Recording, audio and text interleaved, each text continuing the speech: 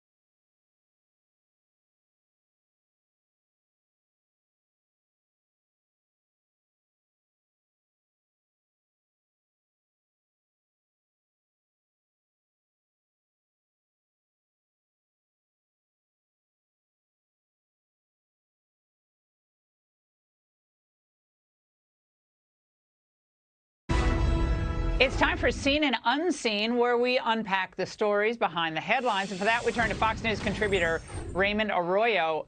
All right, Raymond, while the media is focusing, they're going crazy on this January 6th extravaganza, and also, of course, Ukraine, there is a huge story we're missing.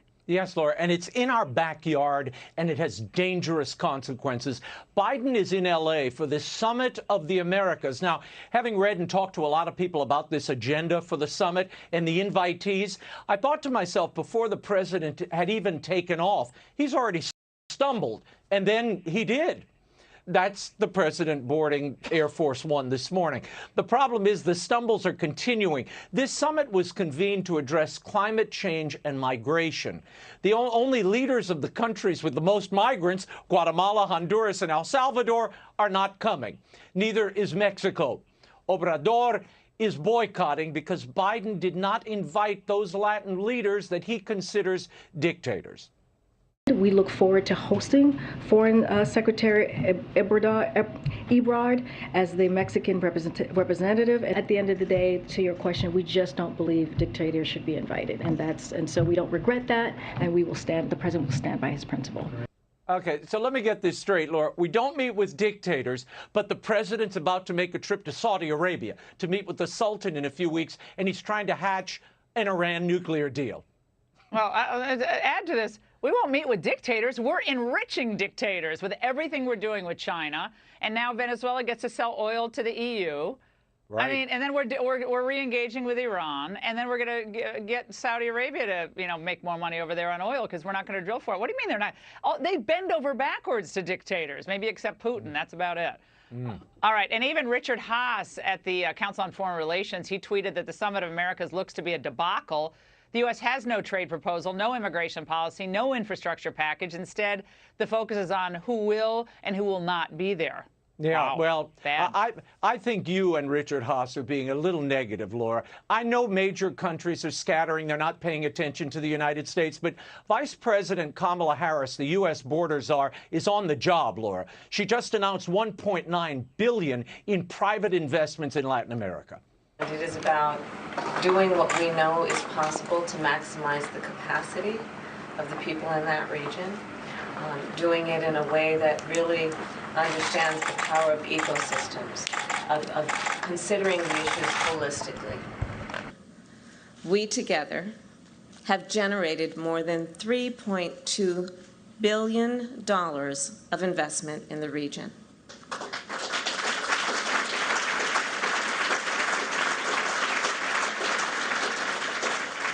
And you applaud because we all know that is a substantial sum.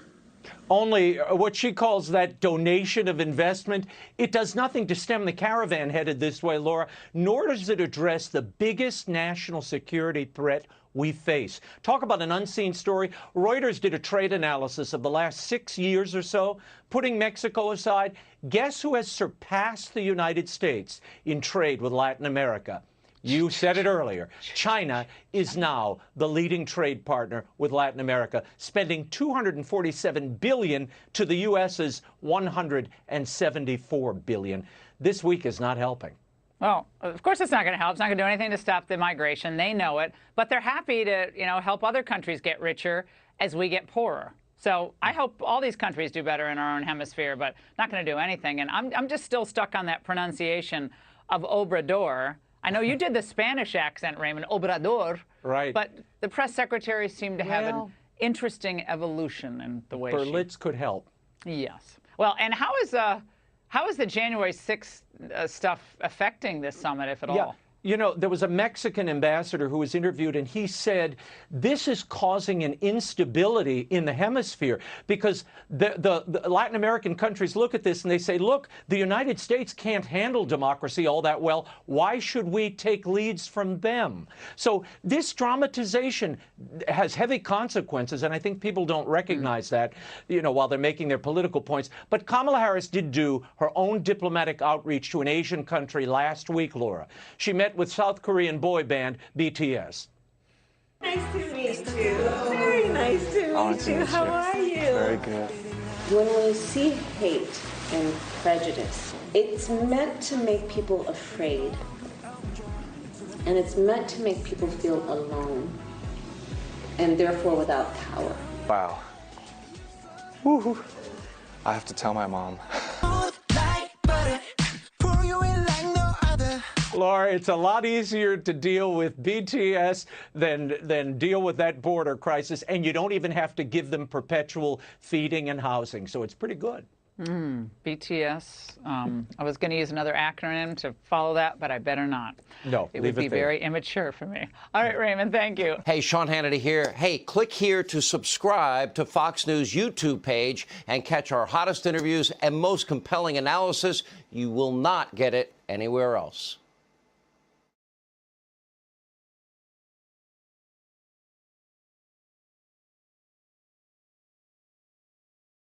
And welcome to Hannity, and we start with the Fox News alert. Breaking tonight, we have all three major broadcast networks, fake news, CNN, MSDNC, all happily broadcasting, well, the dullest, the most boring. There's absolutely nothing new.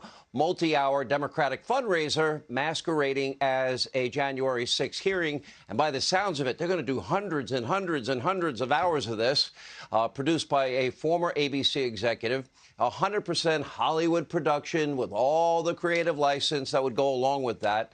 But make no mistake, tonight's so-called hearing is not in good faith. It is not an honest probe into the security breakdown on that fateful day, and we will prove that to you tonight. Instead, it is a made-for-TV smear campaign against President Trump, featuring sliced and diced video that fits their predetermined political narrative from the very beginning, accompanied by the biggest Trump haters on Capitol Hill. Every single person on this committee is on record hating President Trump, and they all voted to impeach him. Now, people who support Donald Trump were not allowed to participate on this illegitimate, hyper-partisan committee. And sadly, those running this circus are not interested in what went wrong. They're not interested in what actually happened. They are purposely omitting what is critical information we will tell you about tonight, and we will show you tonight, that will reveal where massive security failures did occur, and beyond that, show you the people that are responsible for all of those security failures, and how the committee is protecting all of them from being exposed. Tonight, we will name names. We will also show you how President Trump, our Defense Department, the Capitol Police, offered every warning and opportunity to protect the Capitol, and they were rejected every single time. Now, we must learn the truth so something like this can never happen again. I spoke out about it in real time on my radio show and on January 6th on this program that night. Now, sadly, this committee prefers politics over safety. On this program, we believe that improving security at the Capitol, protecting all elected officials, is of the utmost importance rather than a vengeful smear campaign like we see unfolding. So unlike this committee and their cheerleaders and the media mob, we will actually be telling you the truth. Now, tonight, thanks to the very diligent reporting from John Solomon, we now have troves of newly unearthed documents and our own sources, and we have now been able to put together a critical timeline that I promise you're not going to see anywhere else. Now, this is the official timeline of the Capitol Police as obtained by investigative reporter John Solomon. He will join us in a little bit. And we begin on January 2nd, 2021. We now know today definitively that on January 2nd, 4 days before the 6th, that Trump's Department of Defense and one of his officials from the Trump administration, in fact, reached out to the Capitol Police Department asking the deputy chief if they were planning on calling up the National Guard to help protect the Capitol ahead of the massive rally that was planned on January 6th. Now, the next day, on January 3rd, after consulting with the Capitol Police Chief, Deputy Chief Sean Gallagher told the Department of Defense that a request for National Guard was not forthcoming. However, shortly thereafter, they got new and darker security assessments that were issued to the House and Senate sergeants at arms, and they discovered that, in fact, radical groups were planning violence. Now, according to the assessment, it said, quote, due to the tense political environment following the 2020 election, the threat of disruptive actions or violence cannot be ruled out. Then it continued, quote, the sense of desperation and disappointment may lead to more of an incentive to become violent. Now, 1 day later, then on January 4th, the Capitol Police Chief, Steve Sund, he rightly, based on the new intelligence, changed his mind and began the process of now seeking permission from the office of Nancy Pelosi and Chuck Schumer to, in fact, deploy the National Guard using that intelligence. Now, the House and the Senate Sergeant at Arms, they denied this request. Why weren't they called before this hearing? Anyway, still President Trump and top DOD officials, they forged ahead with plans to make a massive amount of National Guard troops available.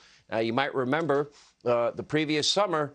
This is coming off the summer of 574 official riots in this country, where dozens of Americans were killed, where thousands of police were injured, where there was billions of dollars in property damage. So they rightly wanted to prepare. Then on January 4th, a meeting took place in the Oval Office. It featured President Trump, his Chief of Staff, Mark Meadows, Acting Defense Secretary Chris Miller, the Department of Defense Chief of Staff, Kash Patel, who will also join us tonight, and the Chairman of the Joint Chiefs of Staff, Mark Milley. President Trump, in that meeting, requested that up to 20,000 National Guard troops be made available for security at the Capitol for January 6th, as the law requires him to authorize. Now, the Washington Post, they lied and claimed that must have made this up. They gave out 4 Pinocchios. And as per usual, the Washington Post is either dishonest or lazy or both. They didn't talk to the people that were actually in the meeting. We did on this program. 4 of the officials, 4 out of the 5 present in the Oval Office, have on this program corroborated our reporting. Take a look for yourself. Did you authorize calling up the Guard? And then it became, the chain of command went to Nancy Pelosi and to the mayor of D.C., Muriel Bowser. Did you, as required by law, authorize that? 100%, and attested to by many people, and they turned it down. Nancy Pelosi turned it down. Mayor Bowser's written refusal, the communications between the leader of the Capitol Police and their chain of command to the DOD refusing our request to allow National Guardsmen and women to stage on January 4 and 5 before January 6. Did you both ask for the National Guard to be called up? Without a doubt, Sean, we've made that very clear, not just once, but on numerous occasions. We wanted to make sure that there was plenty of National Guard on the ready in case there was some kind of violence. I had a meeting with President Trump on the 3rd of January concerning some international threats, and at the very end, he asked if there were any requests for National Guard support. What was the president's response to you with regard to the request made by Mayor Bowser? Fill it and do whatever was necessary to protect the demonstrators. Now, in addition to what you just heard, there was one other person in the room, and that is the chairman of the Joint Chiefs, General Milley. Now, this week, people close to him have confirmed directly to me that the general absolutely recalls conversations with President Trump about security prior to January 6th. Now, we're more than an hour into what the Capitol show tonight, this so-called hearing. Apparently, there's going to be, planned hearings in perpetuity by the sounds of it. And this critical information, this critical meeting has not been mentioned one time. Not one time. Why? Because it doesn't fit, sadly, their predetermined political outcome, which we all know is to smear, once again, Donald Trump. It's kind of hard to say to somebody that somebody wanted a riot and instigated a riot when that same person authorized up to 20,000 troops to protect that very Capitol where the so-called riot is going to take place. Now, keep in mind, according to defense experts, the Capitol would not have been breached with thousands of National Guard soldiers providing the security. Let me say it another way. Had they actually listened to President Trump, had they listened to the experts at the Department of Defense, January 6th never would have happened. They didn't listen. They were deaf. They cared not to protect the Capitol. They knew they had 574 riots the summer before. They knew tensions in the country were high, and they didn't do their duty. They were begged repeatedly to take the Guard, and they wouldn't do it.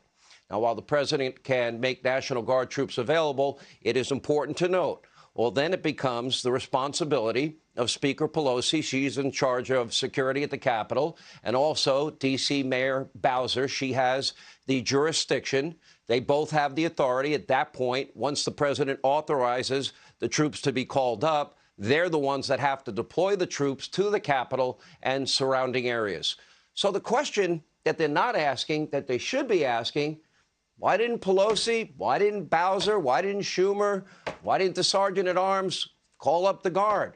Why didn't Bowser call up the Guard? Why didn't Schumer say, you know what, we should listen to the experts? Why didn't the Sergeant at Arms in the House and Senate listen to the Capitol Police Chief when he was begging them? You know, why did they deny the Capitol Police Chief, the troops he said he needed?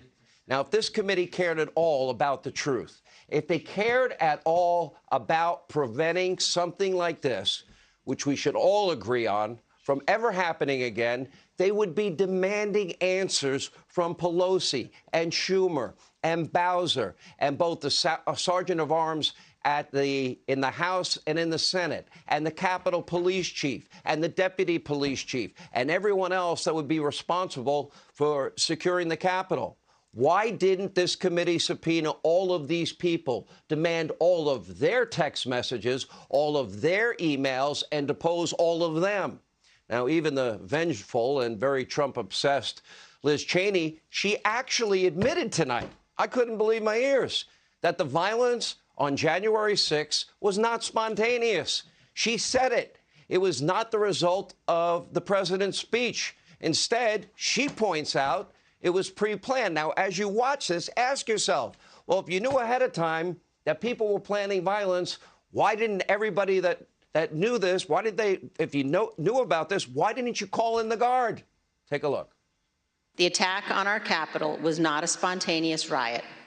Intelligence available before January 6th identified plans to, quote, invade the Capitol, occupy the Capitol, and take other steps to halt Congress's count of electoral votes that day. Okay, so now they all knew the violence was pre-planned. Now, that brings us to January 5th, 2021. That evening, we now know that the FBI shared intel with the Capitol Police, revealing that some January 6th attendees were plotting an attempt to violently storm the Capitol. That's the day before. Quote, an online thread discussed specific calls for violence to include stating to be ready to fight. Congress needs to hear glass breaking, doors being kicked in. They intercepted intel. It goes on to say, quote, get violent, stop calling this a march or a rally or a protest, go there ready for war. They knew this on the 5th. And according to this document on your screen, the Capitol Police emailed the Senate Sergeant at Arms warning about this group that is, quote, promoting the photos of the Capitol tunnel system online and stating their goal of finding Democratic members early to block them from even entering the Capitol. Now, the same email revealed that rioters were planning to create a perimeter around the Capitol. Despite all of that intelligence, on January 5th, D.C. Mayor Muriel Bowser wrote a letter that day to the DOD explicitly asking them not to deploy National Guard troops to the Capitol on January 6th. Why would she ever make that decision? Again, why didn't they lift a finger with all the intelligence they had ahead of time to protect the Capitol, to protect every elected official? Is anyone on this committee, are they ever going to ask that question of Mayor Bowser? Are they ever going to bring in Nancy Pelosi and ask her why she didn't call up the Guard? They don't seem to care, apparently, because those people have not been interviewed. According to all the reports I'm reading, they only seem to care about one thing. And this is sad, because that house is our house. That's the people's house. That's your house. And we need to protect our institutions. I don't care if you're a Republican or Democrat, and I said it on the 6th. We got to protect our elected officials. It's that simple. And it seems they only care about smearing Trump, exciting their base, maybe raising money off all this, which now brings us to January 6th. Now, that morning during his speech, President Trump, remember, he said these words, and they have yet to bring him up. What a shock. He said, many of you now will peacefully and patriotically march to the Capitol so your voices may be heard. and called for violence, kind of just the opposite of what Chuck Schumer said on the steps of the U.S. Supreme Court when he threatened justices. And we all know what happened yesterday. Anyway, here's the president on January 6th. Take a look. I know that everyone here will soon be marching over to the Capitol building to peacefully and patriotically make your voices heard. Okay, unfortunately, when the January 6th committee features their clips from Trump, I'll bet any amount of money they're going to slice and dice and edit around that part where he says many of you will now peacefully, patriotically march to the Capitol so your voices will be heard. I wonder why. Now, in the hours that followed, Capitol Police, they were ill-prepared, they were outmanned, and according to the department's after-action report, anti-riot squads did not respond in a timely manner. Many of their radios were not working, and much of their riot gear was locked in a bus, and they couldn't find the key. Now, ultimately, the Capitol Police chief requested the National Guard and asked for help 6 different times, and it wasn't until way late in the afternoon that Pelosi finally said, okay. By that point, it was too late. The Capitol had been breached, and ever since, Democrats have used this awful day as a political weapon. They don't actually care about riots or improving safety and security. It's all political. Remember, right now, there's no congressional committee. Ask yourself, why don't we have a committee looking into the 574 riots that took place in the summer of 2020, dozens of dead Americans, thousands of injured police officers, billions in property damage? Where's that congressional committee on the federal courthouse in Portland? Remember, night after night lit on fire for week after week by far-left protesters. What, no hearings on that? Those lives don't matter? That property damage doesn't matter? Those police don't matter? So here we are suffering through yet another anti-Trump smear that will accomplish absolutely nothing. Hey, Sean Hannity here. Hey, click here to subscribe to Fox News YouTube page and catch our hottest interviews and most compelling analysis. You will not get it anywhere else.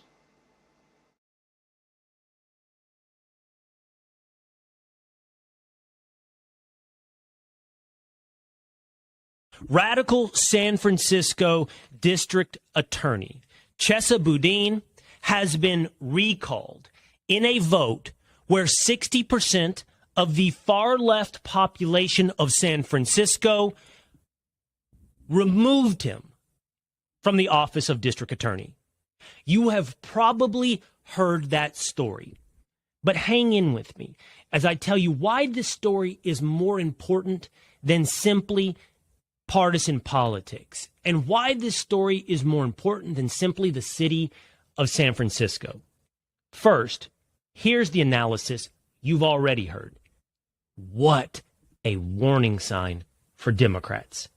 If Chesa Boudin is recalled in San Francisco, what does that mean for Joe Biden? What does that mean for Democrats in the House of Representatives? What kind of red wave does that predict come this November? You cannot mess with people's quality of life. There are many different issues within this country where we have honest disagreement with one another, different ideological prisms, different solutions for how you handle a problem. But one thing that crosses party lines is you cannot mess with someone's quality of life. What does that mean? Well, the most obvious one, and probably one that's going to really make Joe Biden pay the price, is in someone's pocketbook with economics.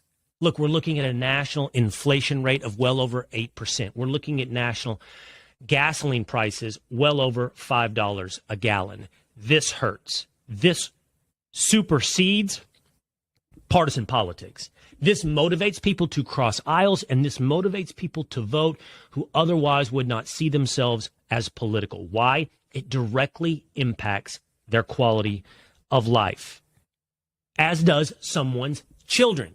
There's nothing more important to us than our children. Any parent would back up that claim. The money and the economics are in service of raising our families. Don't mess with our kids. Otherwise, you will end up like school board administrators in Loudoun County, Virginia. Take our kids into the classroom and teach them that they should see the world through the prism of race. Take our kids into the classroom and preach them that gender is a social construct, and you are going to end up with a school board meeting full of angry moms. Don't mess with people's kids. Don't mess with their quality of life.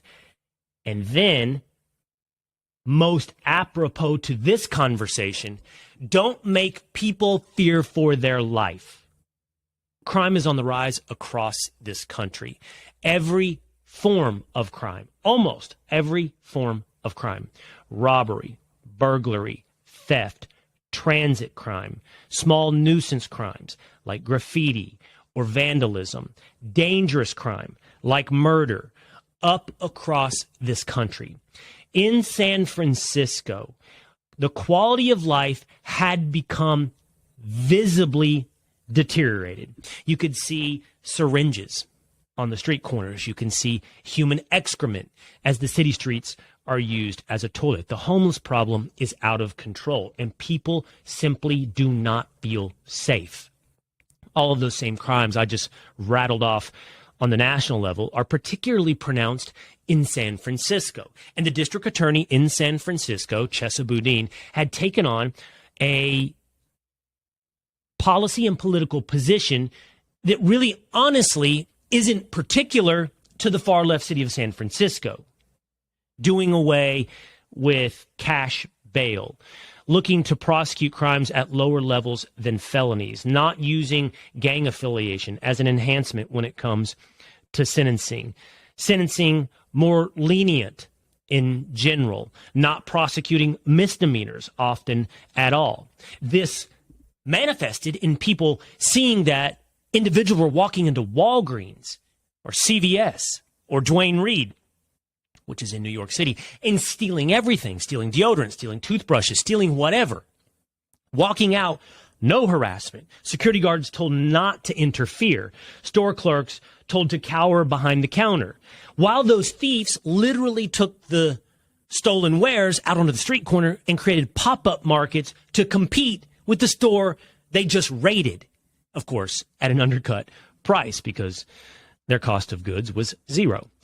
So this was directly impacting San Franciscans' quality of life, as it is people across this country. And this is the analysis that you have probably already heard. Joe Biden's approval rating, according to Real Clear Politics, is now down to 39.7%.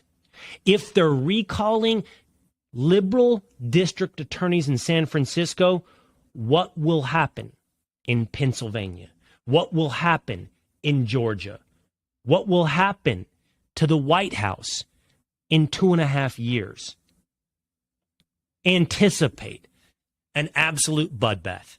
Anticipate a red wave this November, and one to soon follow in 2024. But here now is the analysis that is the story behind the story. We've often asked, and recently in our last episode of the Will Cain podcast with Matt Walsh, how much of what's happening in this country is attributable to elite and powerful individuals manipulating our culture versus how much is a perversion that is bubbling up from the ground, is a grassroots flow of culture? Is the American political and societal culture just an uncontrollable stream flowing down the side of a mountain? Or are there individuals throwing up dams and throwing up levees to direct the stream in some pre-designed directions? Well, let's talk about Chesa Boudin, the former district attorney of San Francisco. I think what you'll see here is a story that you might not ever have encountered in real life. Chesa Boudin is the grandson of an attorney in New York City who represented Fidel Castro. He was born into a family lineage of radicalism. even in the 50s and 60s, and certainly by the 70s, Fidel Castro was a controversial figure, a known communist, a revolutionary. It would have taken an outlier in America, an outlier attorney, to take on the representation of Fidel Castro. But the radicalism didn't stop at his grandfather. Chesa Boudin's mother, Kathy Boudin, was an absolute radical who attended the Little Red Schoolhouse in Manhattan. This is a private school for the aristocratic left, the elites, who, quite honestly, are raising children in open Marxist ideology. And it worked, because Kathy Boudin went on from the Little Red Schoolhouse to study Russian studies at Bryn Mawr College. After that, and this is still during the 1960s and 70s, keep that in mind, she went behind the Iron Curtain and studied at the University of Leningrad. This is not simply someone interested in Russian literature. This is not simply someone who's looking to be worldly and understand other cultures. This is not 1996. This is in the 1960s.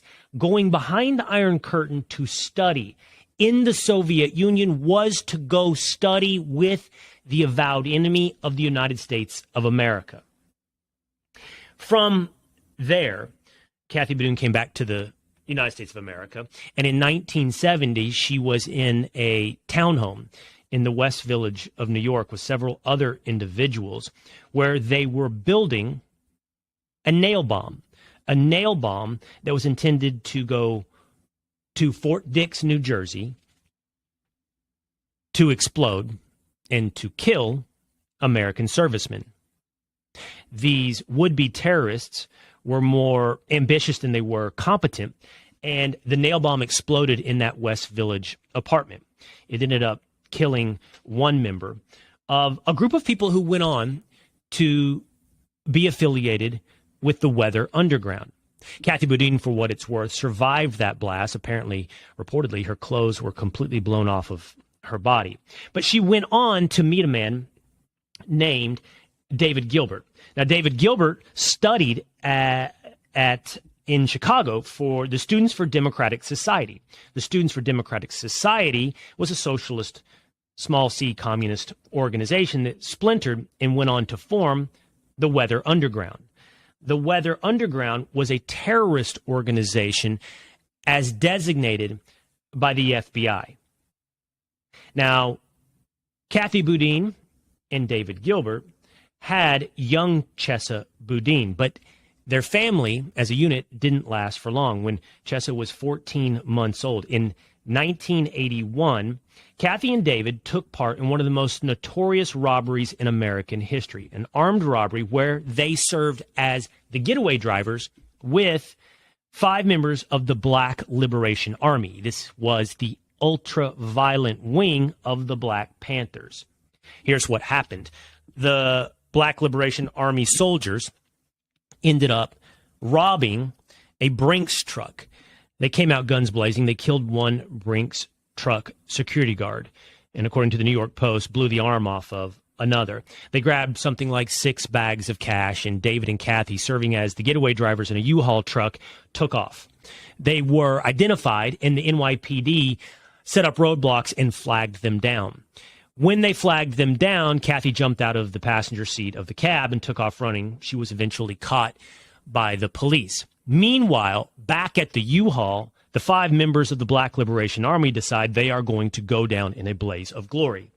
So when the NYPD manages to open the trailer of that U-Haul, they come out guns blazing. 2 members of the NYPD were murdered. Kathy and David went to jail. David Gilbert and Kathy Boudin went to jail for participating in an armed robbery that resulted in murder, driven by not greed, but their political ideology, leaving Chesa Boudin orphaned. Now listen, I do not believe the son is guilty, nor should pay the price for the sins of the father. I certainly don't think the son is guilty or should pay the price of the sins of the grandfather. I believe we are individuals with agency and should be judged as individuals according to our own character, our own decisions, our own actions. But these are the waters where Chesa Boudin swam. These are the ideas that he was handed, and he did not reject those ideas, nor did he stop receiving a constant stream of these radical ideas. Why? Because who adopted Chesa Boudin and raised him but Bill Ayers, one of the leaders of the Weather Underground. Again, an FBI-designated terrorist organization. Bill Ayers, by the way, was one of the leaders of the Weather Underground when they bombed the United States Capitol, bombed the Pentagon, tried to create a revolution, later would reach national pop culture significance when it was a political campaign issue that Barack Obama had connections to Bill Ayers in Chicago. We should put a pin in this for one moment and address our current political climate. Last night, the January 6th hearings began in primetime on Capitol Hill. The January 6th riots, were a particularly shameful chapter in recent American history. There were many honest protesters that day, and that's the truth. That's not an equivocation. There were many who committed minor acts of vandalism or trespassing, and there were others who absolutely rioted and deserve some punishment. I think for a future conversation, we should talk about the extent of that punishment and whether or not, as people are still in jail to this day, the punishment has fit the crime.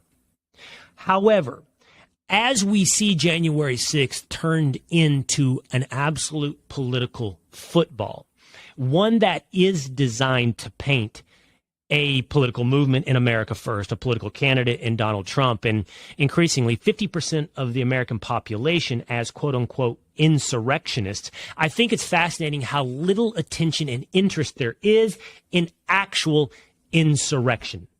We don't hear much about the Weathermen or the Weather Underground or Bill Ayers or the Black Liberation Army. Odds are you haven't heard that. Now, why is that?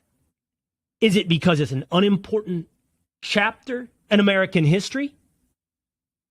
Why is it that Bill Ayers goes on to become a collegiate professor? Why is it Kathy Boudin, before she died, by the way, ended up being a professor, I believe, at Columbia University? Why is it we're so forgiving of individuals who commit violent acts in the name of a political ideology? How is it that is not insurrection worthy of attention? But January 6th is worthy of boxing out anything else that would ask for our attention.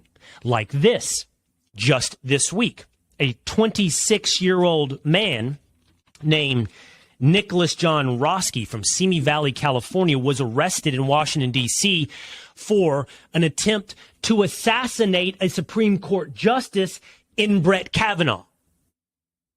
Roski traveled to Washington, D.C. with a pistol, a tactical knife, a tactical vest, and various other gear with the purpose of killing Brett Kavanaugh. Why? Because Roski says he's upset that the Supreme Court could overturn Roe v. Wade, which it has not yet. And again, in a conversation we should delve into further, that threat, that potentiality, should absolutely sit on the shoulders and the guilt of the Supreme Court leaker who did that with the express purpose of manipulating the Supreme Court justices under the threat of public pressure, or in this case, assassination. But you would think this political violence, which literally happened within the last 2 days, would command some attention. It hasn't. Name your mainstream newspaper, name your mainstream cable channel, and they saw this incident as a 6th page, 17th page, 26th line item on the web page type of story. It's enough to make you wonder whether or not we're dealing with honest actors, isn't it? You know, it's enough to make you wonder if any of the conversations over and under the guise of bipartisanship and common sense and seeking solutions are actually honest efforts. You know what's interesting? What happened in Uvalde, Texas, which, by the way, also apparently served as one of the motivations of Nicholas John Roski's assassination attempt. Odd in that, see a mass shooting, decide what you then must commit is an assassination. See a mass shooting, attribute it to the proliferation of guns, and in response to that, take up a gun to kill a Supreme Court justice. But you know what's interesting? In the wake of one of those kinds of incidences, it was predictable, and in some cases, it is an honest attempt to solve a problem from people with whom I have disagreement.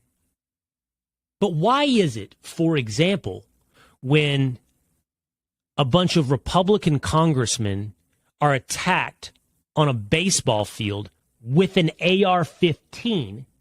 Do you remember this happened a few years ago? Steve Scalise, congressman, Republican congressman for the United States of America, was shot, ended up in critical condition.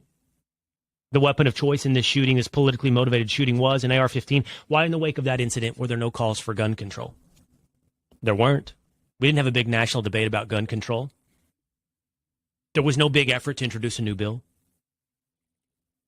I'm not playing apples and apples or apples and oranges. I'm not comparing travesties. I'm just asking, are we dealing with honest problem solvers? Are we having an honest conversation? Because if we were, you would think all tragedies would command the same solution you tried to advance in the wake of this horrendous tragedy. If we really were worried about insurrection, we would worry about the progeny of radical terrorists who bomb Capitol buildings. If we were really worried about insurrectionists, we'd pay attention to assassination attempt of a Supreme Court justice. It's enough to make you wonder, are these honest concerns seeking honest solutions? Now, finally, the story behind the story behind the story. How do we as the United States of America end up with the radical son of one-time terrorists as the district attorney in San Francisco?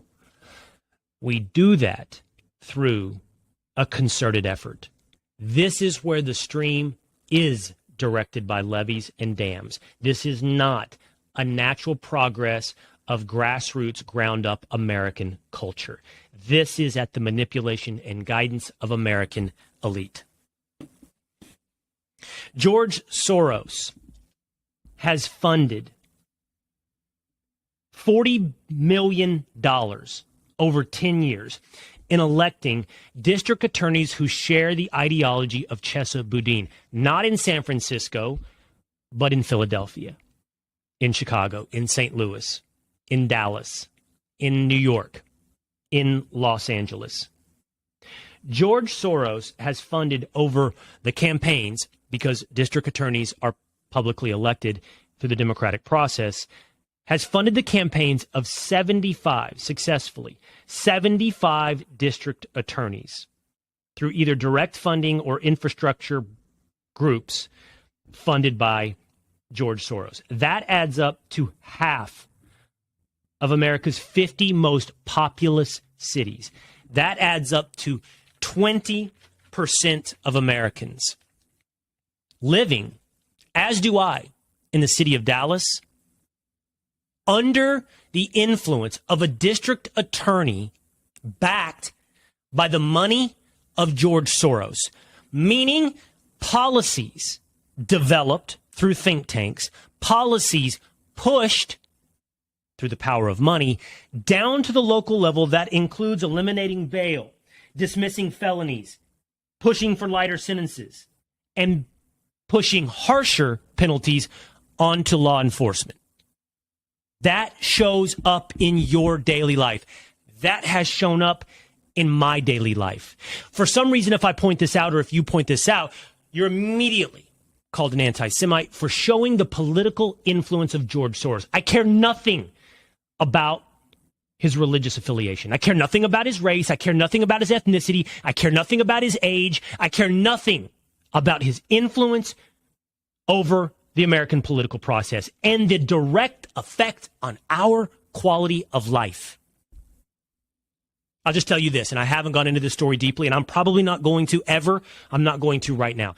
But my family has been someone who has experienced crime on the home front. Do you know what I was told by Dallas Police Department?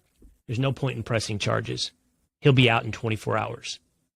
There's no point. And if I told you the details of the crime, you would be appalled by that prospect. Why do you think the Dallas police understand there's absolutely no chance that he will pay a penalty? Because ultimately a prosecutor will dictate what crimes receive what punishments. And those district attorneys are receiving money from organizations funded by George Soros. And those organizations believe in these ideas. And these ideas deteriorate our quality of life. If they can recall these ideas in San Francisco, we can recall these district attorneys in St. Louis, in New York, in Chicago, in Dallas, and in Los Angeles, where George Gascon will be the next person to potentially face accountability if we understand the power and the influence of the story, behind the story, behind the story. Story number 2. I am fascinated by the Live New Golf Tour. This is the golf tour funded by the Saudi Public Investment Fund. This is petrodollars from the Kingdom of Saudi Arabia, the royal family of Saudi Arabia, who has put $255 million into 8 tournaments that includes guaranteed money for the world's biggest golfers in an attempt to bring them over from the PGA. And it has worked. Big name golfers, including Sergio Garcia, Dustin Johnson, Phil Mickelson, Kevin Na, Patrick Reed, Bryson DeChambeau, Louis Oosthuizen, Lee Westwood, Ian Poulter, and possibly Ricky Fowler have decided to join the Live Tour, whose CEO is Greg Norman. Now, this particular golf tournament and the decision of these golfers has drawn the ire of not just the PGA and not just fellow golfers who've decided to stick with the PGA, but it's drawn the ire of almost universally the entire sports media industry. Now, I find this fascinating, and I want you to walk through this with me because what I see here is enough hypocrisy to put a pox on everyone's house, including mine. And so let's have this conversation honestly. Here is the argument from the vast majority of sports media. The Kingdom of Saudi Arabia deals in dirty businesses. They're accused of human rights violations. They have been at times accused of being an avowed enemy of the United States of America, although they have a very cozy relationship with some of the most elite families and oil companies in the United States of America. There are and have been questions and investigations even around the Saudi relationship to the 9/11 terrorists. The Kingdom of Saudi Arabia is, as one particularly loathsome sports writer, the Ellsworth Toohey of sports writing, Richard Deitsch of The Athletic, a country that deals in blood money. it is true that the LIV tournament and the investment of Saudi Arabia through the Saudi Public Investment Fund is to, in essence, sports wash their image on the world stage. And it's not limited to golf. The Kingdom of Saudi Arabia just bought Newcastle United of the English Premier League, and they will turn Newcastle United into one of the top soccer clubs in that country. Instead of a middling Premier League team, in a matter of years, you're going to start hearing about Newcastle in the same class as Arsenal and Manchester United and Chelsea and Manchester City. Manchester City, my favorite team, backed by UAE oil money. Here's a question. UAE has also at times been accused of human rights abuses. Am I supposed to take a moral stand against rooting for Manchester City because they take money from the UAE? Now, on the flip side of all of this condemnation when it comes to sports writers, you will have guys, and he's a friend of mine like Clay Travis, say, well, if any of those sports writers were offered $100,000 more to continue doing the job that they're already doing, but that $100,000 was coming from Saudi Arabia, they would take it. And he's probably right. And I would say, you know, are we as sports fans supposed to be the moral barrier for the decisions of our athletes? But hold on now. Hold on. Let's check our own hypocrisy and put everyone's in check. Because those very same sports writers up in arms about Saudi Arabia and the blood money going in to the LIV golf tournament are completely silent when it comes to the NBA and China. They have very little interest in pointing out the human rights abuses when it comes to the Uyghur Muslims and the concentration camps in China. They have very little interest in condemning LeBron James in the same way they're willing to condemn Phil Mickelson. So the entire sports media complex is 100% hypocritical. Why? I honestly, on that one, I do not know. Is it because they want to protect the PGA and the NBA is the favored child? So call it out one way, but not the other? But if we're being fair, that hypocrisy works in reverse as well.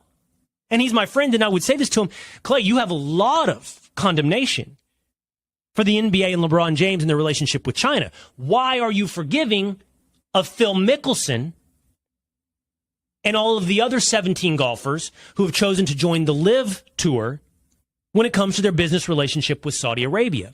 Wouldn't consistency require us to hold the same position on both of these issues? For what it's worth, by the way, it's called LIV because it's Roman numerals for 54. There's going to be 54 rounds in this tournament, or 54 holes, 3 rounds, 54 holes, 48 players on this tournament. The money is staggering. Dustin Johnson reportedly was given a $125 million contract, not just to join, but to be sort of a public face, an advocate for the LIV Tour. Tiger Woods was reportedly offered huge 9-figure dollars to join LIV, which he has not yet accepted. I find this hypocrisy enough to go around for everyone. And I come back and I ask myself, am I a hypocrite? Not because I'm excusing any tour players from leaving the PGA for the LIV tournament, but I would certainly condemn LeBron James for his relationships in China while rooting for Manchester City, backed by money from the UAE. Am I a hypocrite? Here's where I come down on all of this. Sports fans, in the end, aren't there to impose their morality on their entertainment product. They simply aren't. And they haven't been for a long time. That's the truth. Should or should we not be? That's a separate question. But we are not. We are there to be entertained and to win.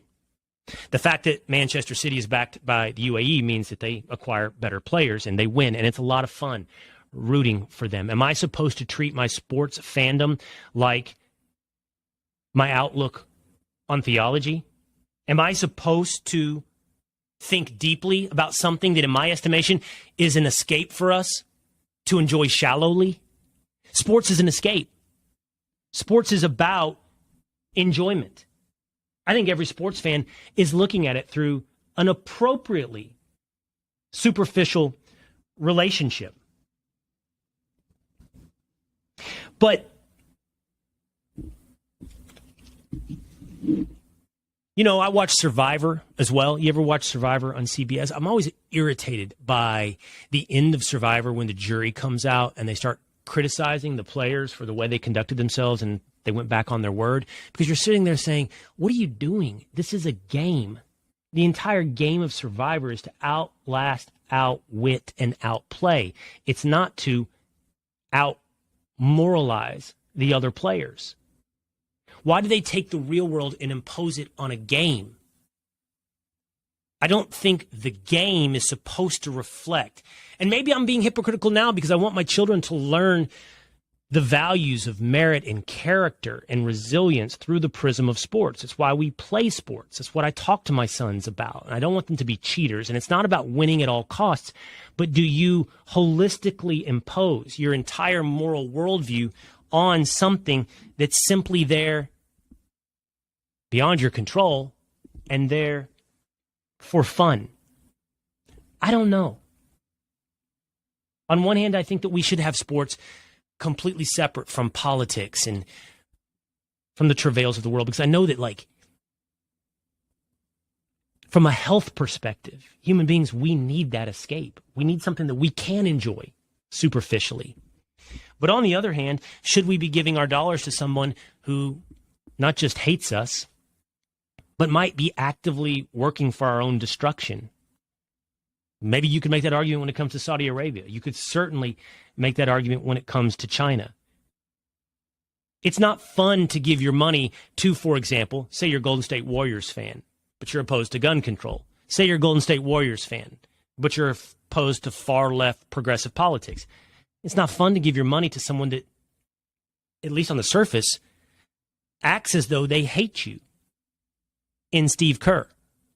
But it's even worse to give your money to someone who's actively plotting to destroy your country, in China.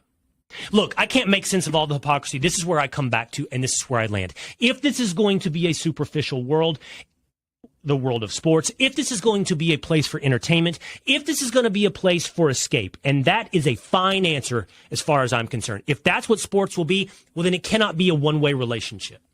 What I mean is, we cannot, as the entertainment consumers, come there under the pretense of escapism entertainment and be forced to accept the moralization of Greg Popovich and Steve Kerr and LeBron James and Colin Kaepernick. We cannot have the relationship be that we give our dollars in exchange for their sermon with a side order of basketball.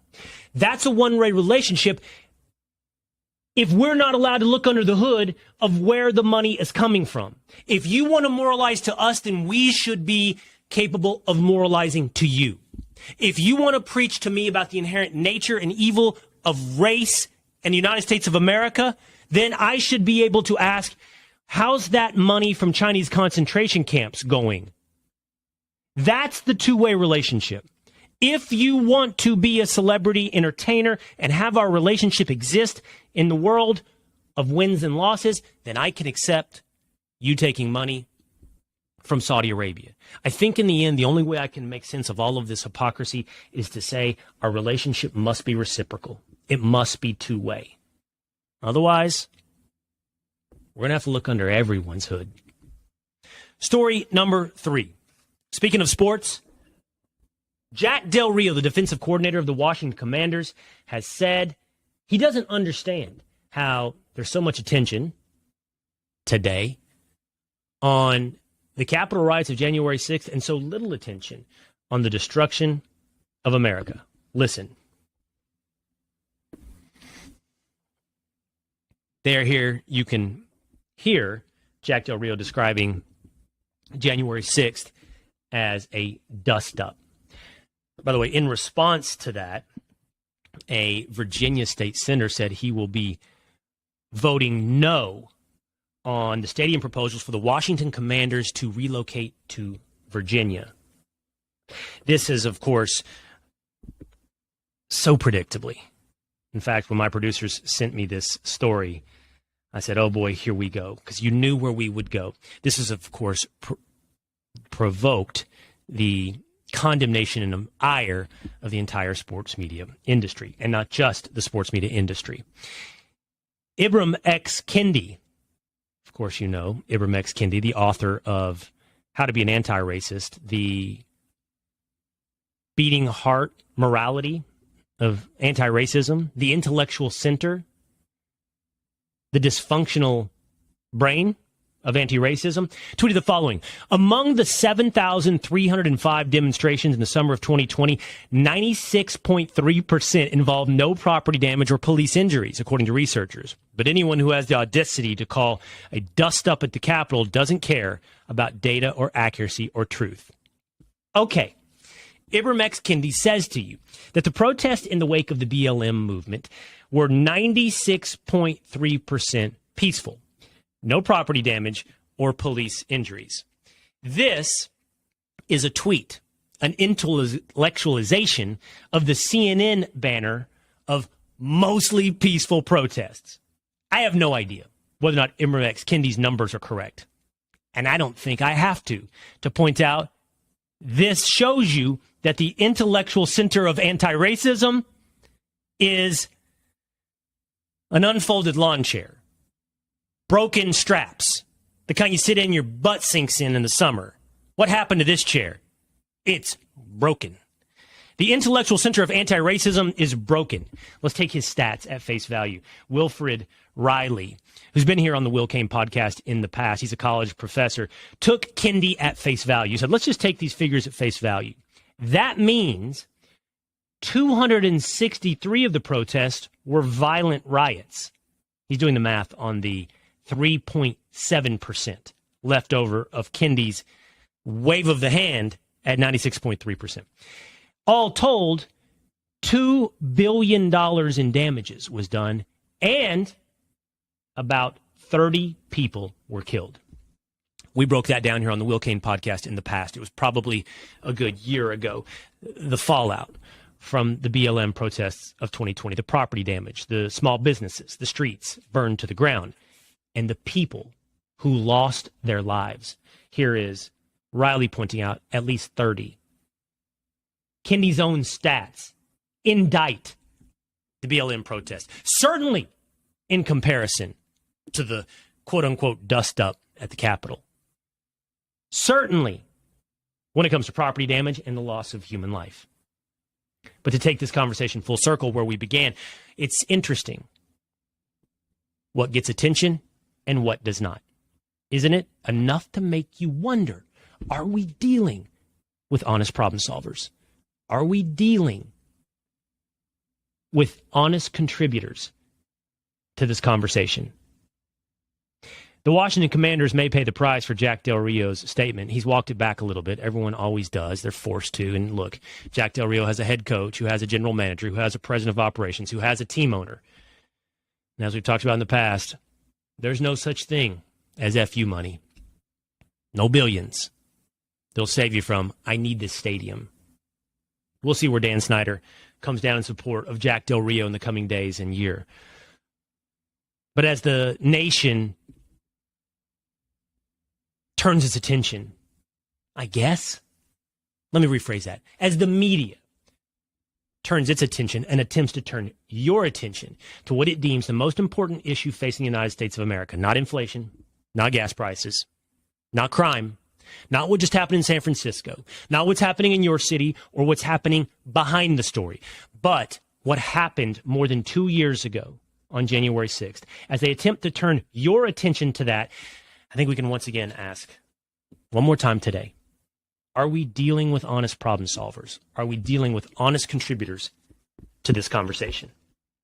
All right, that's going to do it for me today here on the Will Cain podcast. It's always been good hanging out with you. Go check it out. I'm pushing to get more of these episodes up on Rumble. There are many episodes up on YouTube, racking up big numbers. We're not even 24 hours into our episode with the Matt Walsh conversation on what is a woman, and it's come roaring out of the gates on YouTube. You can watch that conversation and leave a comment. I read them. There's something like 3,000 comments, and I read them. I'll be honest, not every one of them, but I scroll till I'm tired. I read them everywhere. Facebook, Twitter, and I appreciate your 5-star review. All right, I'll see you next time. Hey, it's Will Cain. Click here to subscribe to the Fox News channel on YouTube. It's the best way to get our latest interviews and highlights. And click to subscribe to the Will Cain podcast for full episodes right now.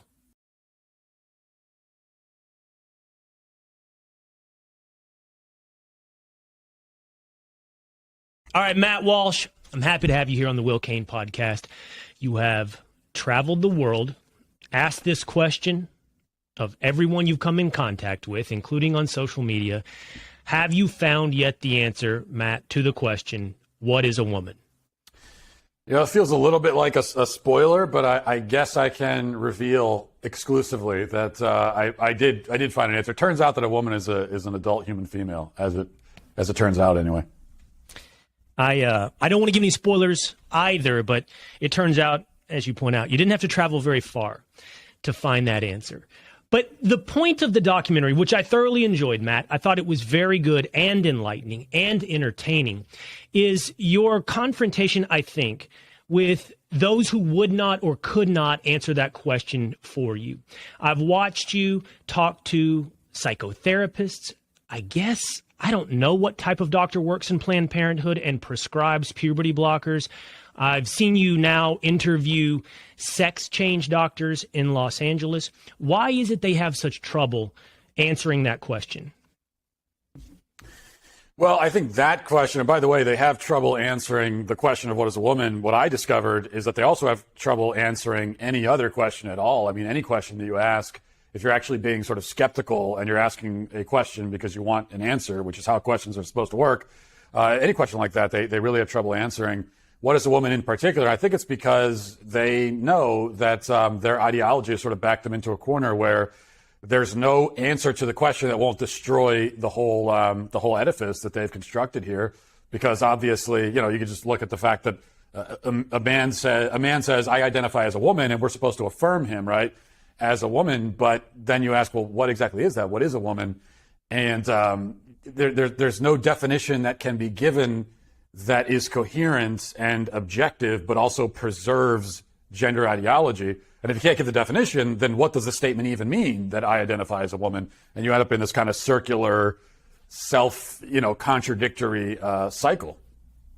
You know, there's a moment, Matt, when you're talking to the subjects, and it's not really exclusively in your documentary. I saw the same moment when you were on Dr. Phil. There's a moment when you ask that question, you now being the proverbial you, search the eyes of the person that you've asked that question of. And I don't know, and I'm not trying to project or I'm not trying to dunk on someone, but it does seem there is a moment of fear. And maybe that fear is what you just described. Maybe it's the realization I've just been undone. But I'm curious, do you think what you're encountering in that fleeting second, and by the way, it may be more in the documentary because it is edited. They may be sitting there for minutes pondering the answer to that question. But if it is fear that I'm seeing, I'm curious. Do you think they have never considered that question before? I think actually, yeah, a lot of them. And one interesting thing you have to keep in mind when you're watching the documentary is that we were filming that over the course, a lot of the filming happened, we started filming about a year ago, and we filmed for, 6, 7, 8 months. But all of the filming was done. Most of it was done before my Dr. Phil appearance, and all of it was done before the infamous moment with Ketanji Brown Jackson when that question was asked on like the biggest stage imaginable. Which means that for most of these interviews, this question was not really out there, kind of in the mainstream, and so yeah, the people I'm talking to hadn't really been confronted with it yet, and a lot of them, I think there was a moment where they stopped, and at first they're like, "Well, what are you asking me that for?" And then there's this moment of, "Oh, yeah, I can't answer that, can I?" And then that's when the evasion begins, this kind of like a dance of trying to avoid the question, which is pretty interesting. Can I ask you, I want to ask you about some of the stuff that goes on behind the scenes. I want to talk more about the philosophy of gender ideology, which is the important part of this conversation. But as someone who also creates content for a living and does so both live and on tape, I'm really fascinated by both how you booked these interviews and what happens during the interview. I heard during your interview with the gender theory professor, and I can't remember what school or university where he taught, but I remember during that interview he said to you, "Oh, I saw that on the list of questions that you submitted, and I was excited to answer that question." What was, did these people know who you were, Matt? Did they come in expecting some level, I don't even want to call it hostility, but of accountability? What were the expectations going into the interviews? Well, they knew the kind of broad subject matter we'd be talking about, and as you heard there in the interview, there was several of our interview subjects who asked to see just kind of a basic outline of the questions. Obviously, there were going to be follow-up questions and stuff like that, but just kind of basic outline, and we were happy to send them, and we did. I think that maybe one advantage that we had was that, I don't think any of the interview subjects we sat down with recognized me or had any idea really who I was. And that again goes back to, well, we're filming this, starting a year ago, and this was before, appearing on Dr. Phil. I kind of raised my profile a little bit in this film. And this is before all of that. So there was no, as far as I could tell, there was no real recognition or anything like that. The interesting thing you mentioned, like sending the questions ahead of time, is that there were instances where people were getting kind of tripped up on questions that they knew were going to be asked, and yet we're still kind of tripped up on, which I can't explain that exactly. I find it very fascinating. What happened during the interviews? For what it's worth, Matt, after you and I spent some time together at the Blaze some 8 to 10 years ago, I spent 5 years at ESPN. And let me tell you one of the great things that ESPN did. They required every on-air talent to take an interviewing course. And it was really good. It was something that I would recommend any media organization to put their talent through this course. And you learn things like ask, for example, open, benign questions. Don't lead the witness. Don't put them in a position where they can evade an answer by asking them a double-barreled question. Then they can pick and choose what answer they want to go with. Don't give them yes or no type questions. And you asked, especially with this particular question, what is a woman, an open, benign question. And it's amazing what that does to an interviewee. It really often, and not just with this question, spins people out of control. And I'm curious what happened during the interview, because most of the questions I saw during the documentary were in that spirit, open and benign, not a harsh cross-examination, not argumentative, not a debate, at least what was in the documentary, at least what made the cut. So I'm curious what happened during the interview. I know during one of them, the congressman cut the interview short, but how did most of the interviewees react?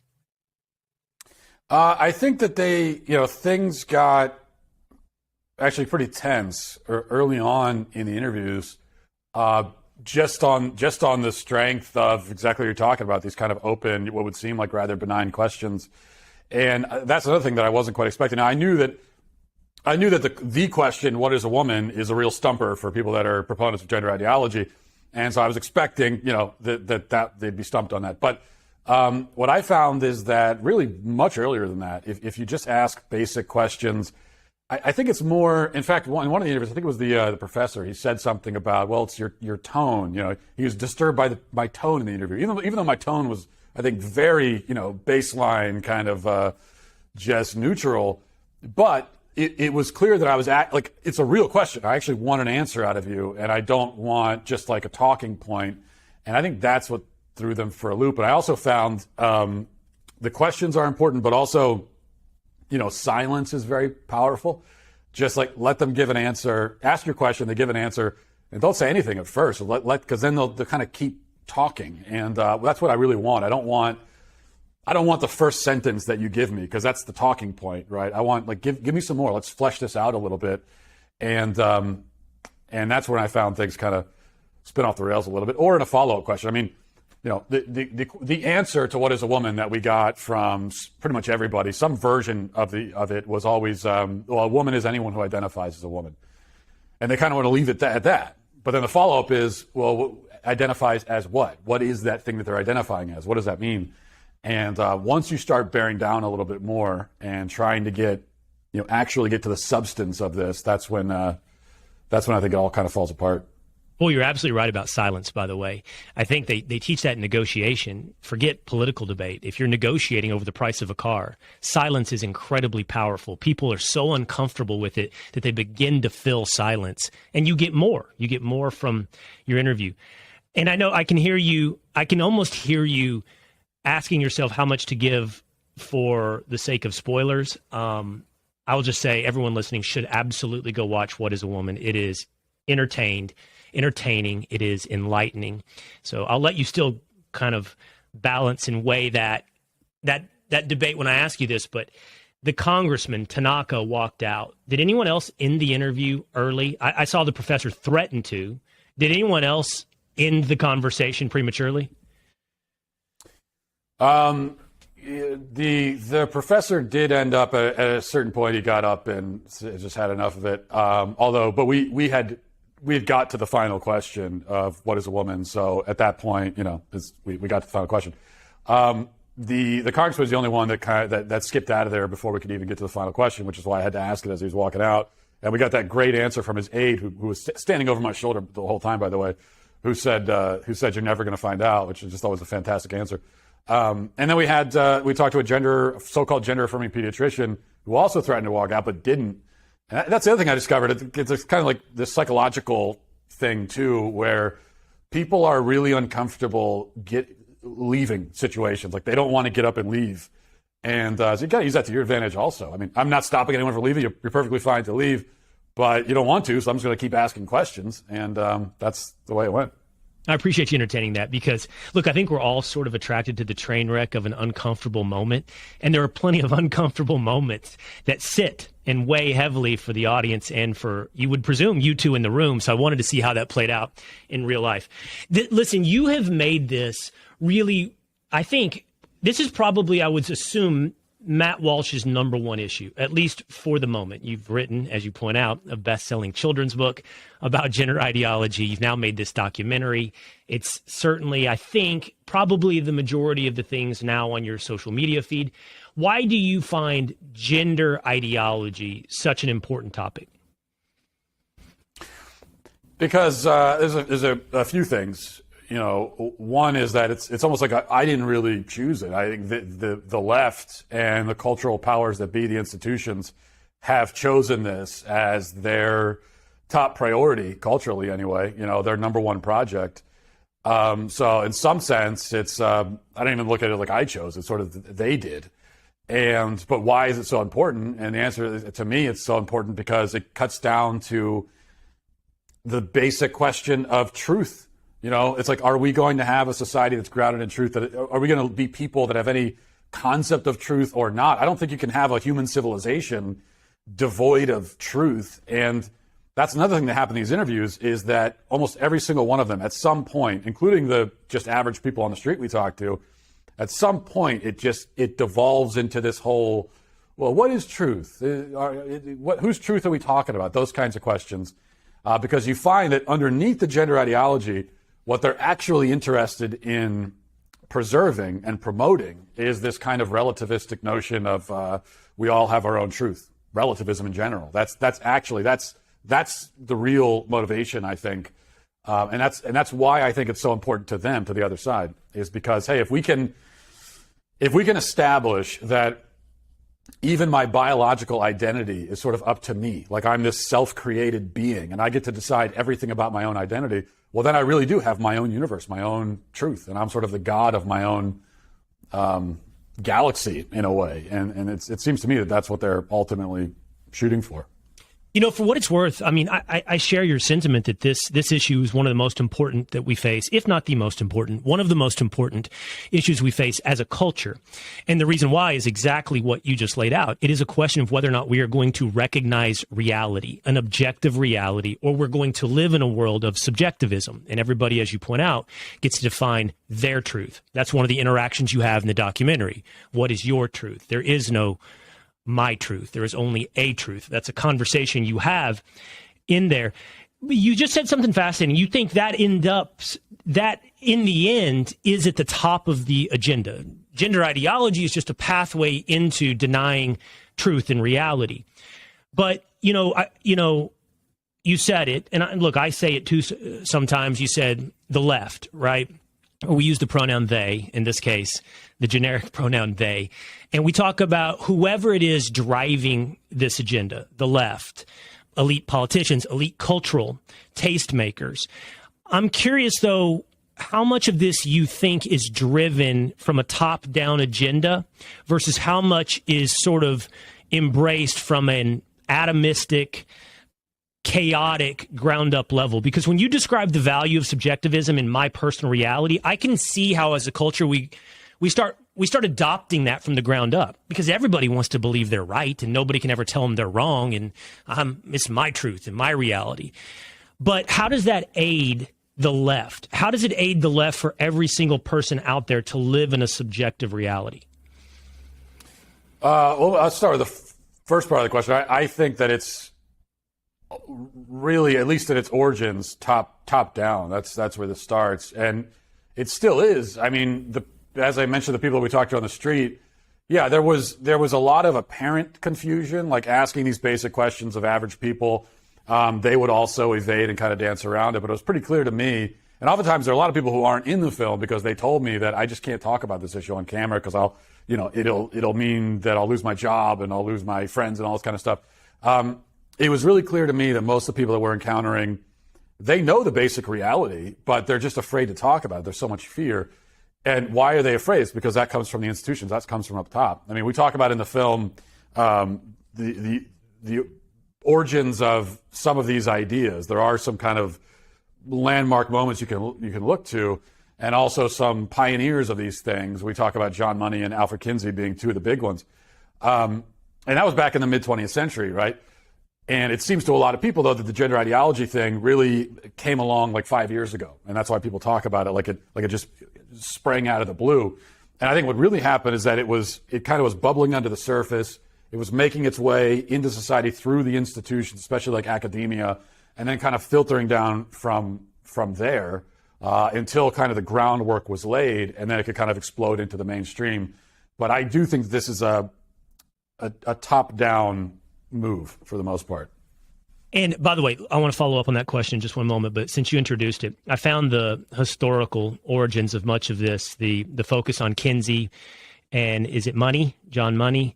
I found that fascinating. Yeah. Lay that out to the extent that you can without, doing the documentary on a podcast. Lay that out if you wouldn't mind. Most people have heard of Kinsey. They probably haven't heard of Money. They've heard of Kinsey because I think Hollywood turned it into a movie, and he's just sort of seeped into popular culture. How did those two individuals advance this to where we are today? Yeah, that's the thing. I mean, people have heard of Kinsey through Hollywood, but the thing is, if you've heard of Kinsey through Hollywood, then you haven't really heard of Kinsey, because that's not like the reality of Kinsey, who was really just a monstrous person and a fraud and just a quack. And his real thing, his goal was to sexualize children. I mean, he believed that children were sexual literally from birth. And that's why we talk about an infamous study that he did, if we can even call it that, where he documented the orgasms of young children down to like 5 months old, and he used sex offenders, child molesters, child rapists for this kind of quote unquote research. But this was his effort to kind of make it clear that we are inherently sexual beings from birth. And then you have Kinsey, okay, you have him there, and then we have John Money, who now we're going over into the gender side of it, and he was one of the first people to come up with this idea that gender is something that people have. And people don't realize that before guys like Money, nobody talked about gender among people. People had a sex, male or female, man or woman, and gender was linguistic. Like words had gender. You have masculine and feminine words. Money was among the first to say, no, people have a gender and a sex. And he coined terms like gender identity. I think sexual orientation is a term that he coined as well. And he came up with this idea that gender is fluid, it's socially constructed. And we talk about it in the film. There's a whole story about how he kind of tried this theory out on two young boys, one of whom was quote, transitioned at the age of 2 after a botched circumcision, convinced the parents to raise the child as a girl. Because, hey, it's socially constructed. As long as you affirm him as a girl, then he'll be a girl. That's not how it turned out. Both the kids end up going on as adults to kill themselves. They were totally ruined by this being John Money's lab rats. But that's where these ideas came from. And, from Alfred Kinsey, you have kind of the comprehensive sexual education that goes into the schools. And, you got to start teaching kids at like kindergarten or pre-K about this stuff. That comes from Alfred Kinsey. And then from John Money, we have gender is fluid. and everything that we hear about gender. And so when you hear people on the left say really anything about gender or in defense of sex ed in schools, they are parroting ideas from those two guys, even if they don't know it. And I think a lot of them actually don't know it.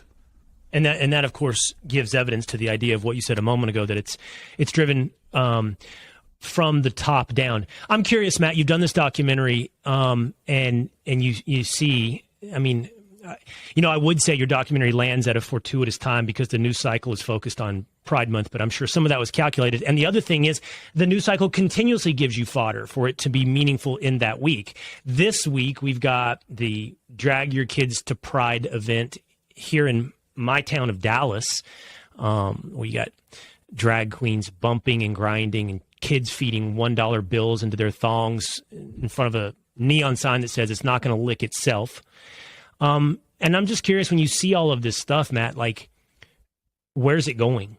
What's next? You have the historical context. You know where it started in the 60s and the 50s with Kinsey. Where are we 10 years from now? I think for the advocates of this stuff, what their goal is it's really the total destruction of, we talked about the destruction of objective reality. Also, any concept of kind of traditional morality, the parental, the parent-child relationship, the nuclear family. I mean, all these things they want to blow apart, blow to smithereens. And what we find on the left is that when you challenge them on these things, they just double down and become more radical. I mean, now you have Democrats and liberals actually coming out explicitly in defense of child drag shows. I just saw on Twitter, there's a state senator in California who came out just openly advocating for child drag shows.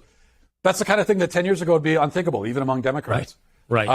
So I don't think there's any kind of stopping the dissent for them. The question is, on the other side, the people that oppose this, are we going to get to a point where a line is finally drawn? I think there's some evidence that maybe we're reaching that point. I hope we are.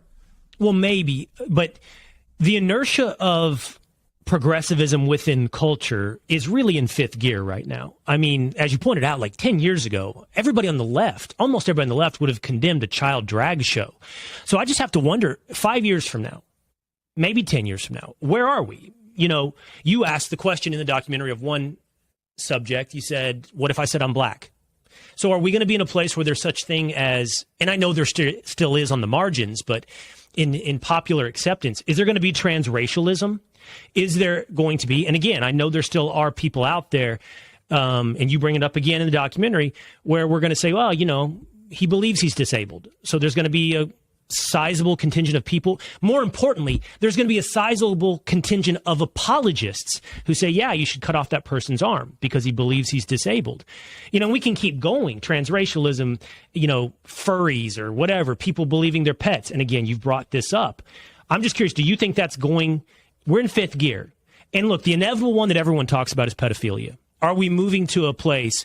And look, we're already sexualizing kids, because I don't consider this in the smallest bit conspiratorial. We're clearly sexualizing kids. So which of these, go through them one by one, which of these do you think we will, as a culture, be apologizing for within 5 years? It would be a lot easier to talk about the one that we won't be, because I think all the rest of it we will. The one that we're kind of skipping, I think, is the transracialism thing. I think that will, even though that of all these various ideas, being transracial is actually the least crazy, because actually you can be mixed race and those sorts of things. So race is fluid in a sense in that way. So that's the least crazy version. That's the one we're not going to do. And that's just because it totally ruins. It just doesn't work with the intersectionality politics on the left. And so they're going to skip that one. But all the rest of it, I think we're going to see, here's what I would say the next 5 to 10 years. I think a big thing, and we're seeing this now already, but increasingly being, quote, genderless is going to be a big thing in 5 to 10 years.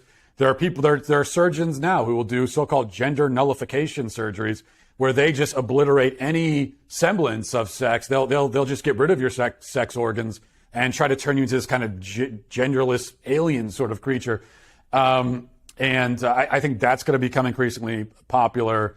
I think this proliferation of like made up pronouns, ze and zer and zem, that is more and more popular, especially among the younger kids on TikTok and everything. I think we're going to see a lot more of that. Trans species, you talk about furries.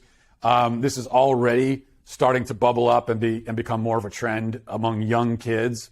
So I think all of that is absolutely on the table, and the final kind of acceptance and defense of pedophilia, of sexual abuse of children, I think is also we're basically already there with the child drag show stuff. It's just a matter of how explicit and open are they going to be about it, and I think eventually, and not too long from now, we're gonna get there. I asked that question on Twitter this week, like, what is our line? As individuals, as parents, and as a culture, once you have your child stuffing dollar bills into a stripper's, and I honestly don't care if it's a female stripper or a drag stripper, once you have your 8-year-old stuffing dollar bills into a stripper's thong, you really have to ask yourself and look in the mirror, what is my line? Like, when will I stop? And I look at the parents at that kind of thing, and I think, I don't think there is one, Matt. At this point, it's clear. Like, if they can arrive at the place that this is a way to show your own virtue and achieve popular acceptance, then there's just too many of us who will go along and not tolerate, but encourage.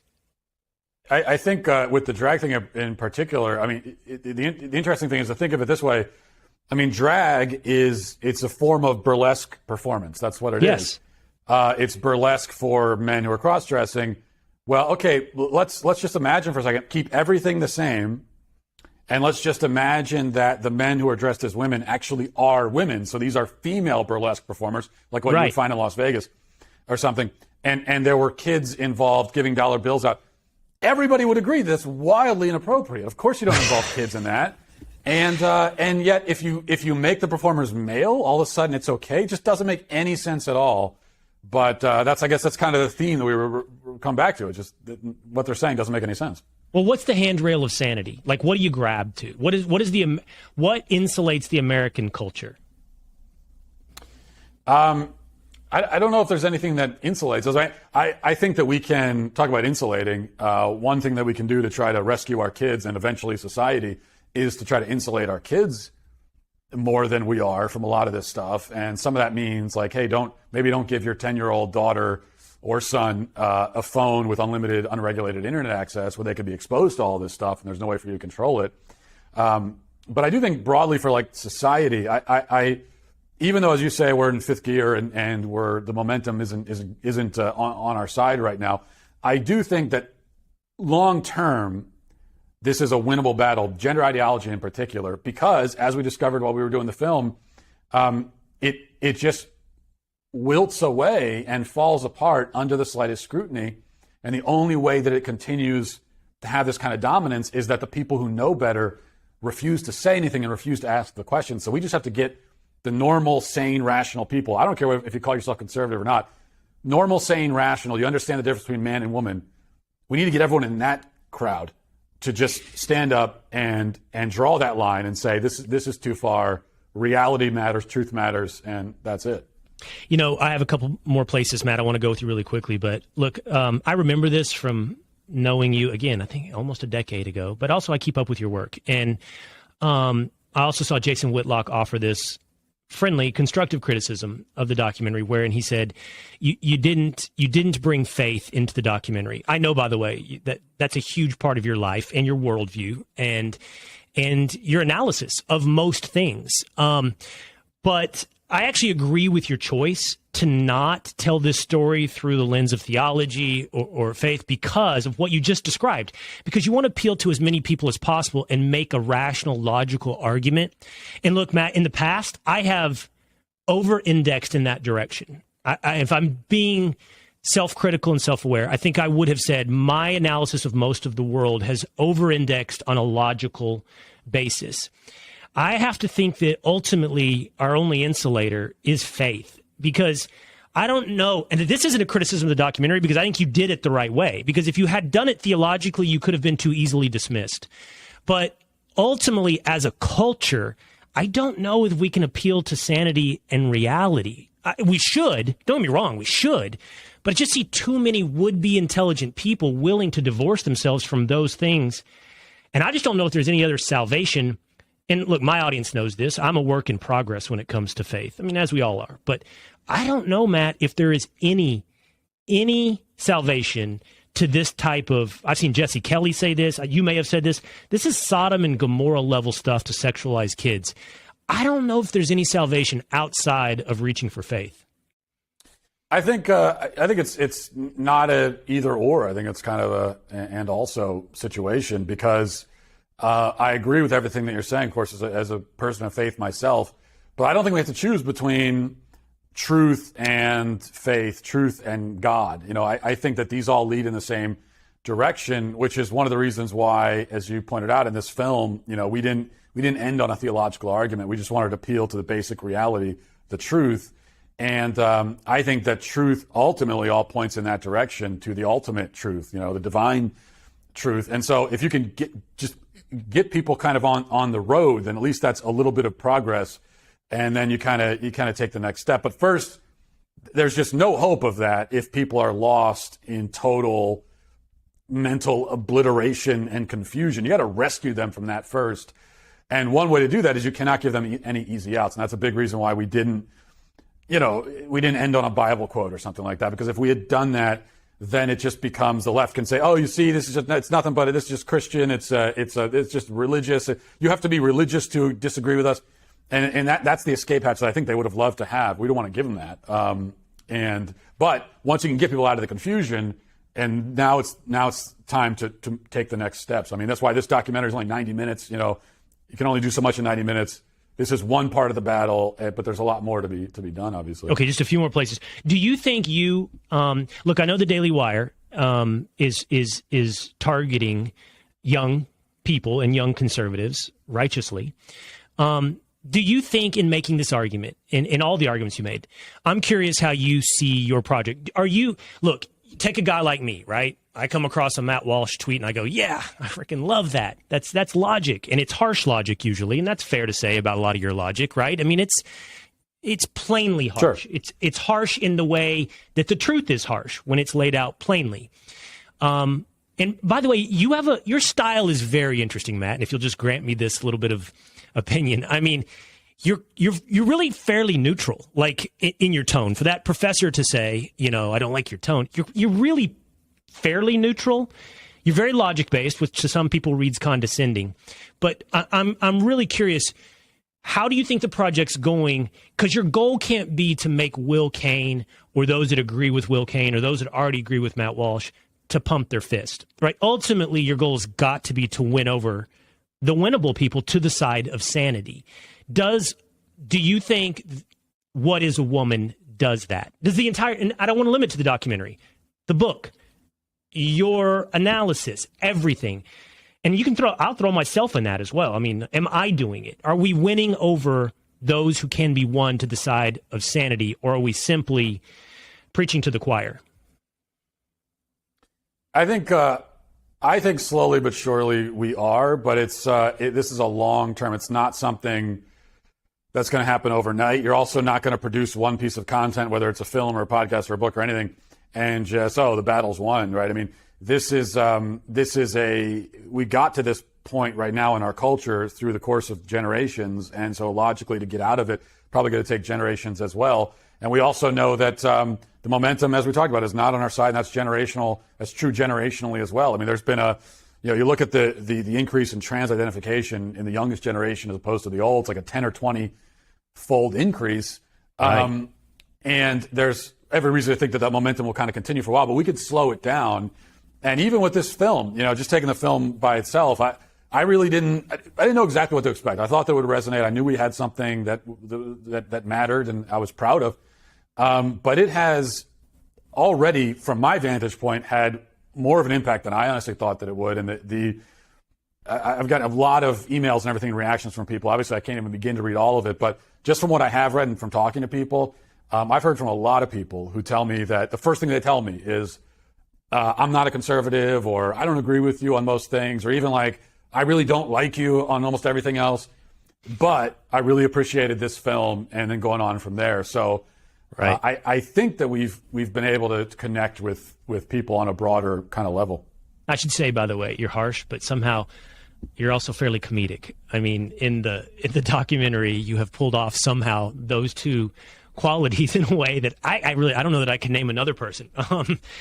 And In fact, I'm sitting here wondering, like, were you purposefully comedic, or is it just part of your personality? But I'm not going to have you self-analyze there unless you want to. I'm going to end with this question because we begin with philosophy. I want to end with sort of the philosophy behind this and the question I left sort of dangling. I agree with you that it's top-down driven agenda. So what serves the left, for lack of a better term? What serves those pushing this agenda down to have everyone at the ground level living in their own individual reality? What does that chaos allow? Greater control, greater manipulation?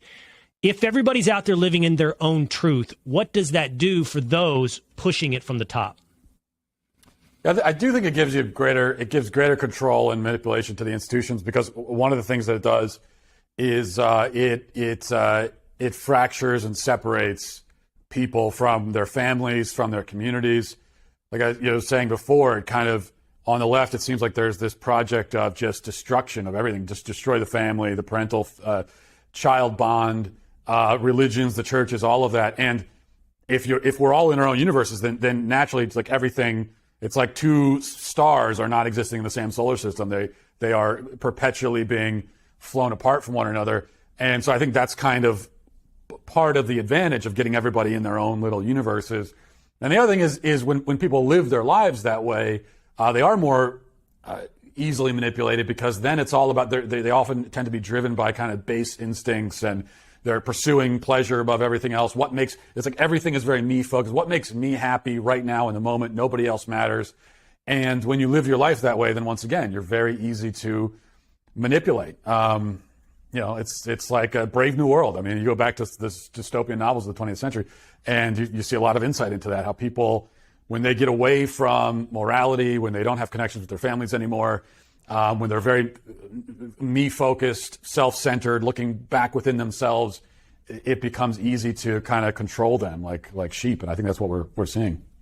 Well, I should say also that the documentary is not solely full of interviews that are antagonistic. There are people in this that I know you've described as a hero. There is a woman who's transitioned to a man who's very passionate about what we're doing to children. And I think in the end, that's the story of the documentary. We've devolved into a culture who takes out on children our most perverse modern day senses of cheap virtue. And you also talk to a psychiatrist who's, I would have to think, alone, or not alone, but a minority voice of sanity within that profession. So it's great. What is a Woman? Where can folks find it, Matt? You can go to whatisawoman.com or go to dailywire.com. They take you to the same place, and sign up for a membership and watch the film. All right, Matt. I've enjoyed talking to you again. It's been a long time, but thanks for breaking down the documentary and catching up today. Yeah, I enjoyed it. Thanks a lot. I appreciate it. All right, take care. Hey, it's Will Cain. Click here to subscribe to the Fox News channel on YouTube. It's the best way to get our latest interviews and highlights. And click to subscribe to the Will Cain podcast for full episodes right now.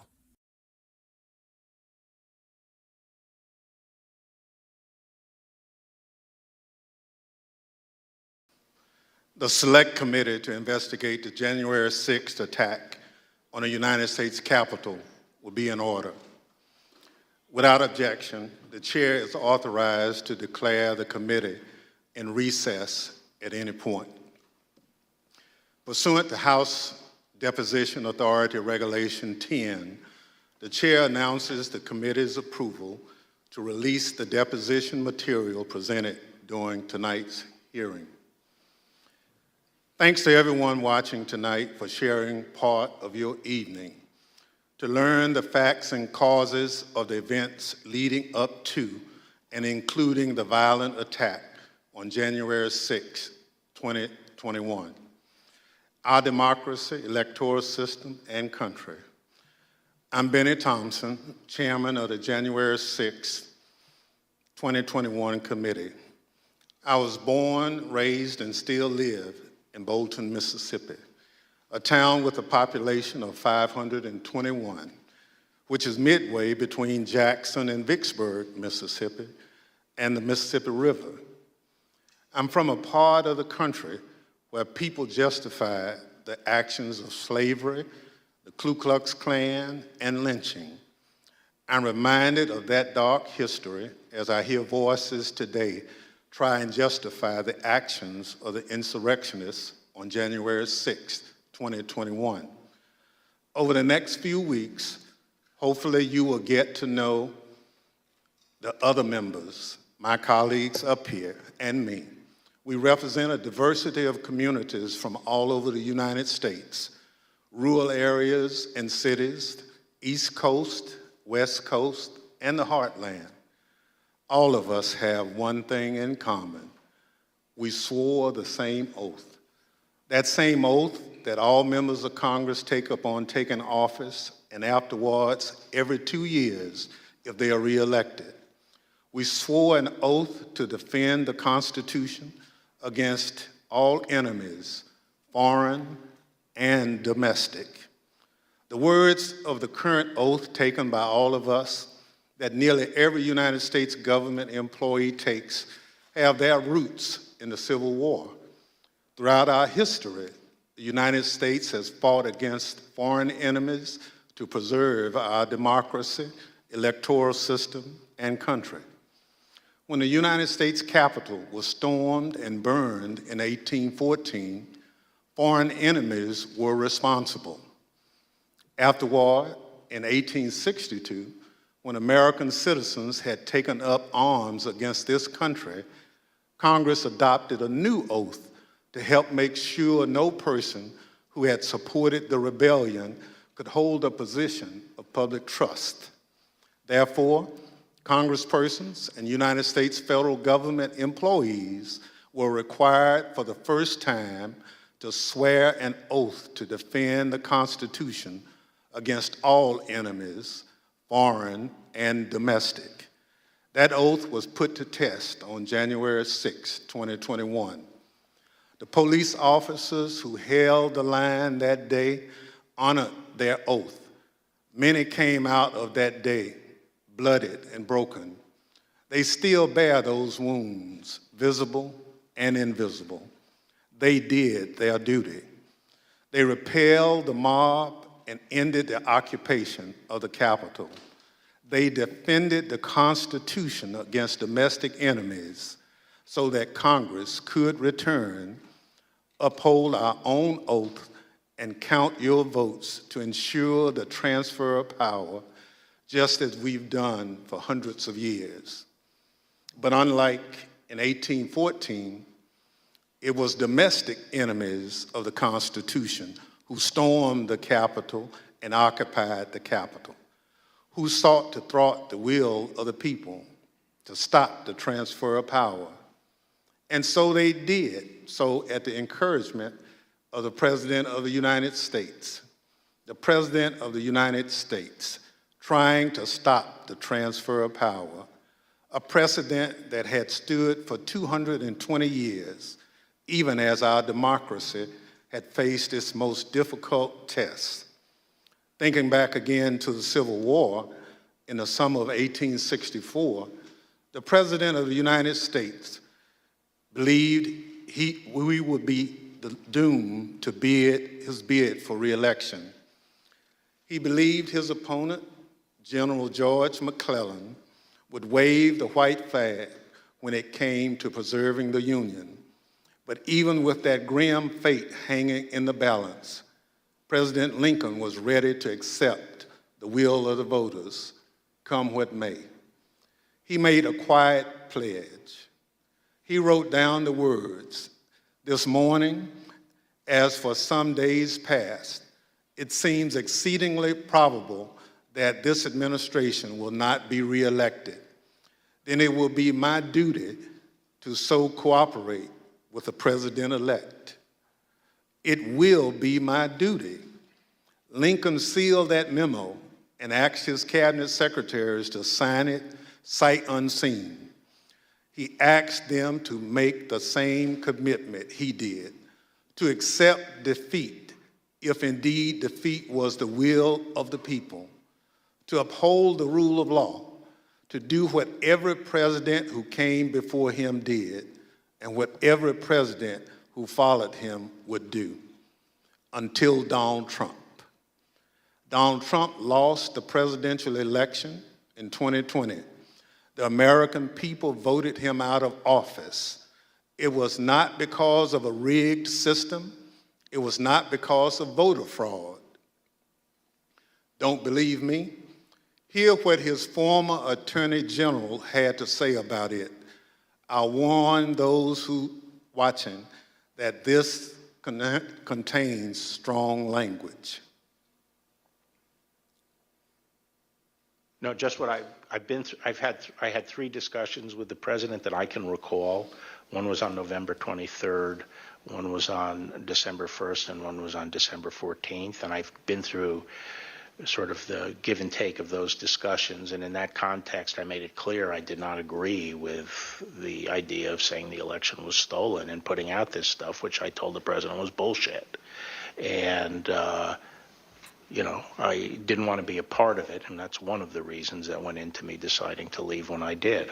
I observed, I think it was on December 1st, that, how can you can't live in a world where the incumbent administration stays in power based on its view, unsupported by specific evidence, that there was fraud in the election. Bill Barr, on Election Day 2020, he was the Attorney General of the United States, the top law enforcement official in the country, telling the president exactly what he thought about claims of a stolen election. Donald Trump had his days in court to challenge the results. He was within his rights to seek those judgments. In the United States, law-abiding citizens have those tools for pursuing justice. He lost in the courts, just as he did at the ballot box. And in this country, that's the end of the line. But for Donald Trump, that was only the beginning of what became a sprawling, multi-step conspiracy aimed at overturning the presidential election, aimed at throwing out the votes of millions of Americans, your votes, your voice in our democracy, and replacing the will of the American people with his will to remain in power after his term ended.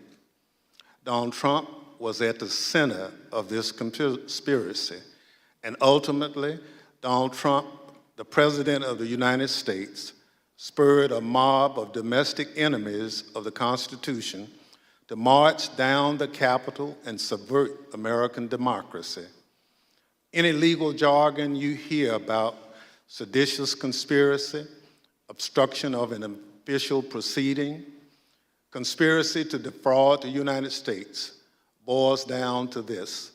January 6th was the culmination of an attempted coup, a brazen attempt, as one rioter put it shortly after January 6th, to overthrow the government.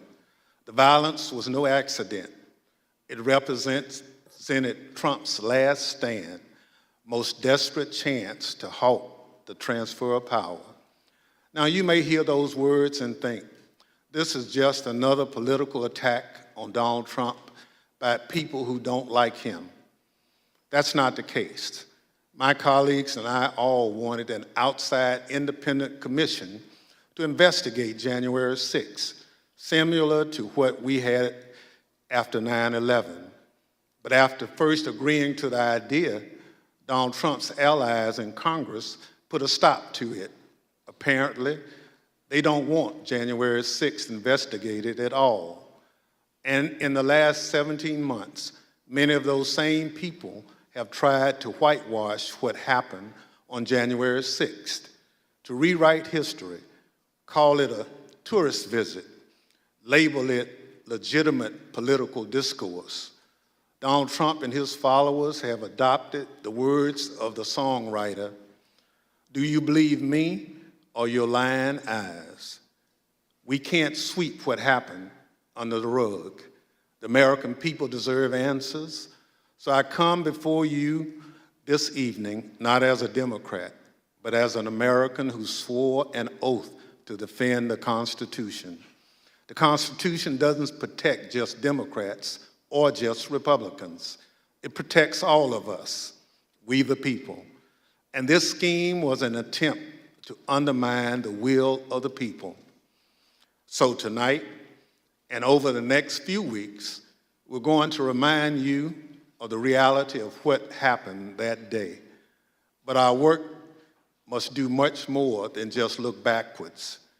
Because of our democracy remains in danger, the conspiracy to thwart the will of the people is not over.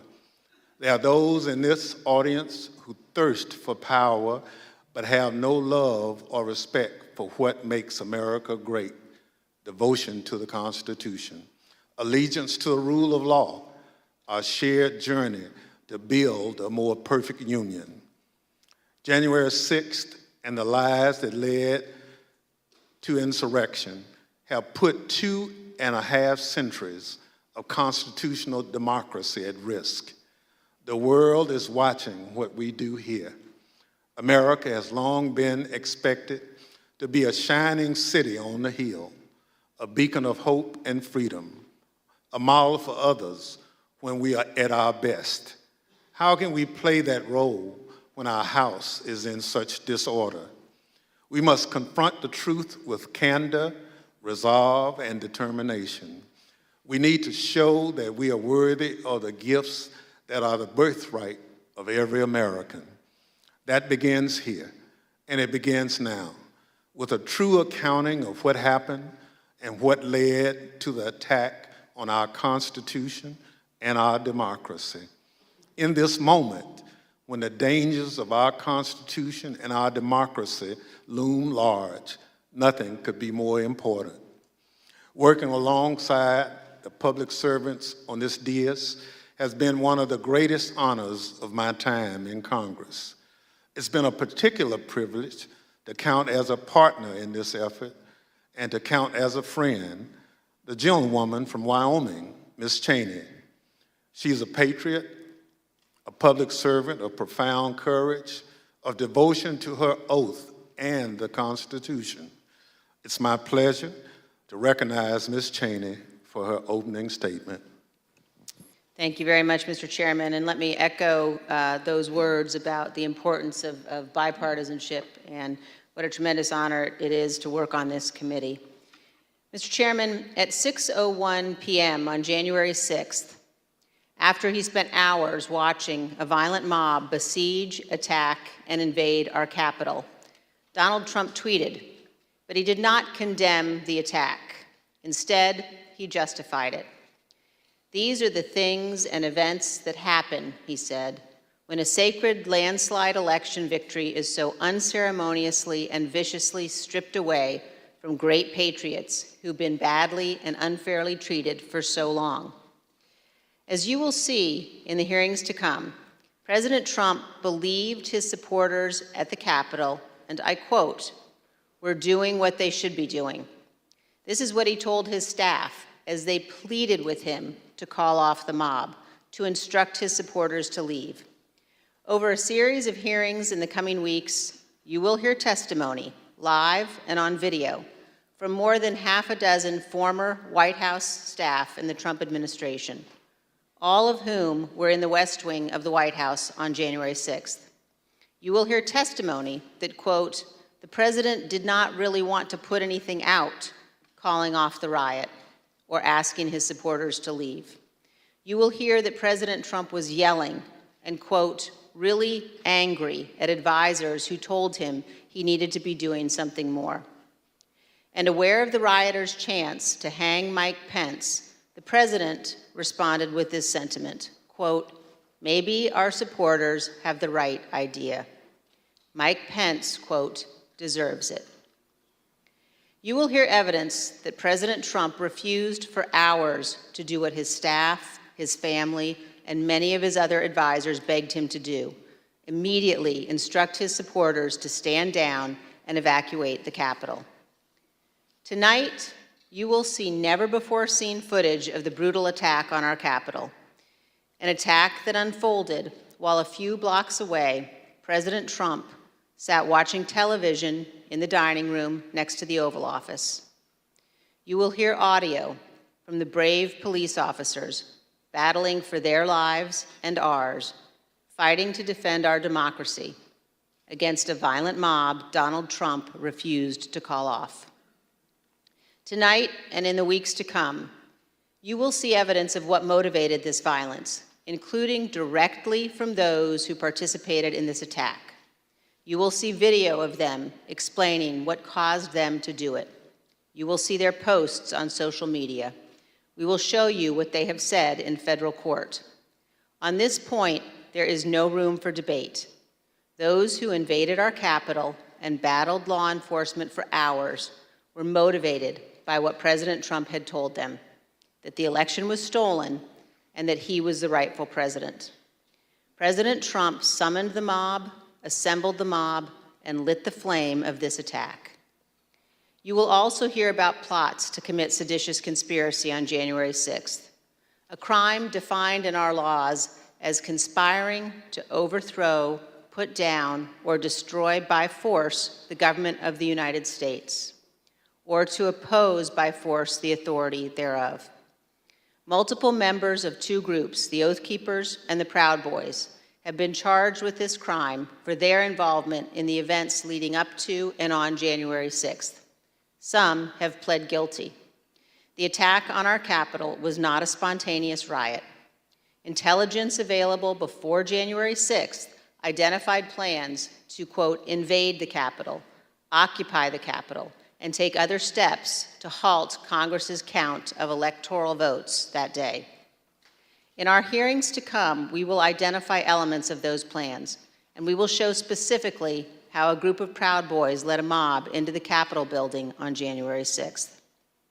Tonight, I am going to describe for you some of what our committee has learned and highlight initial findings you will see this month in our hearings.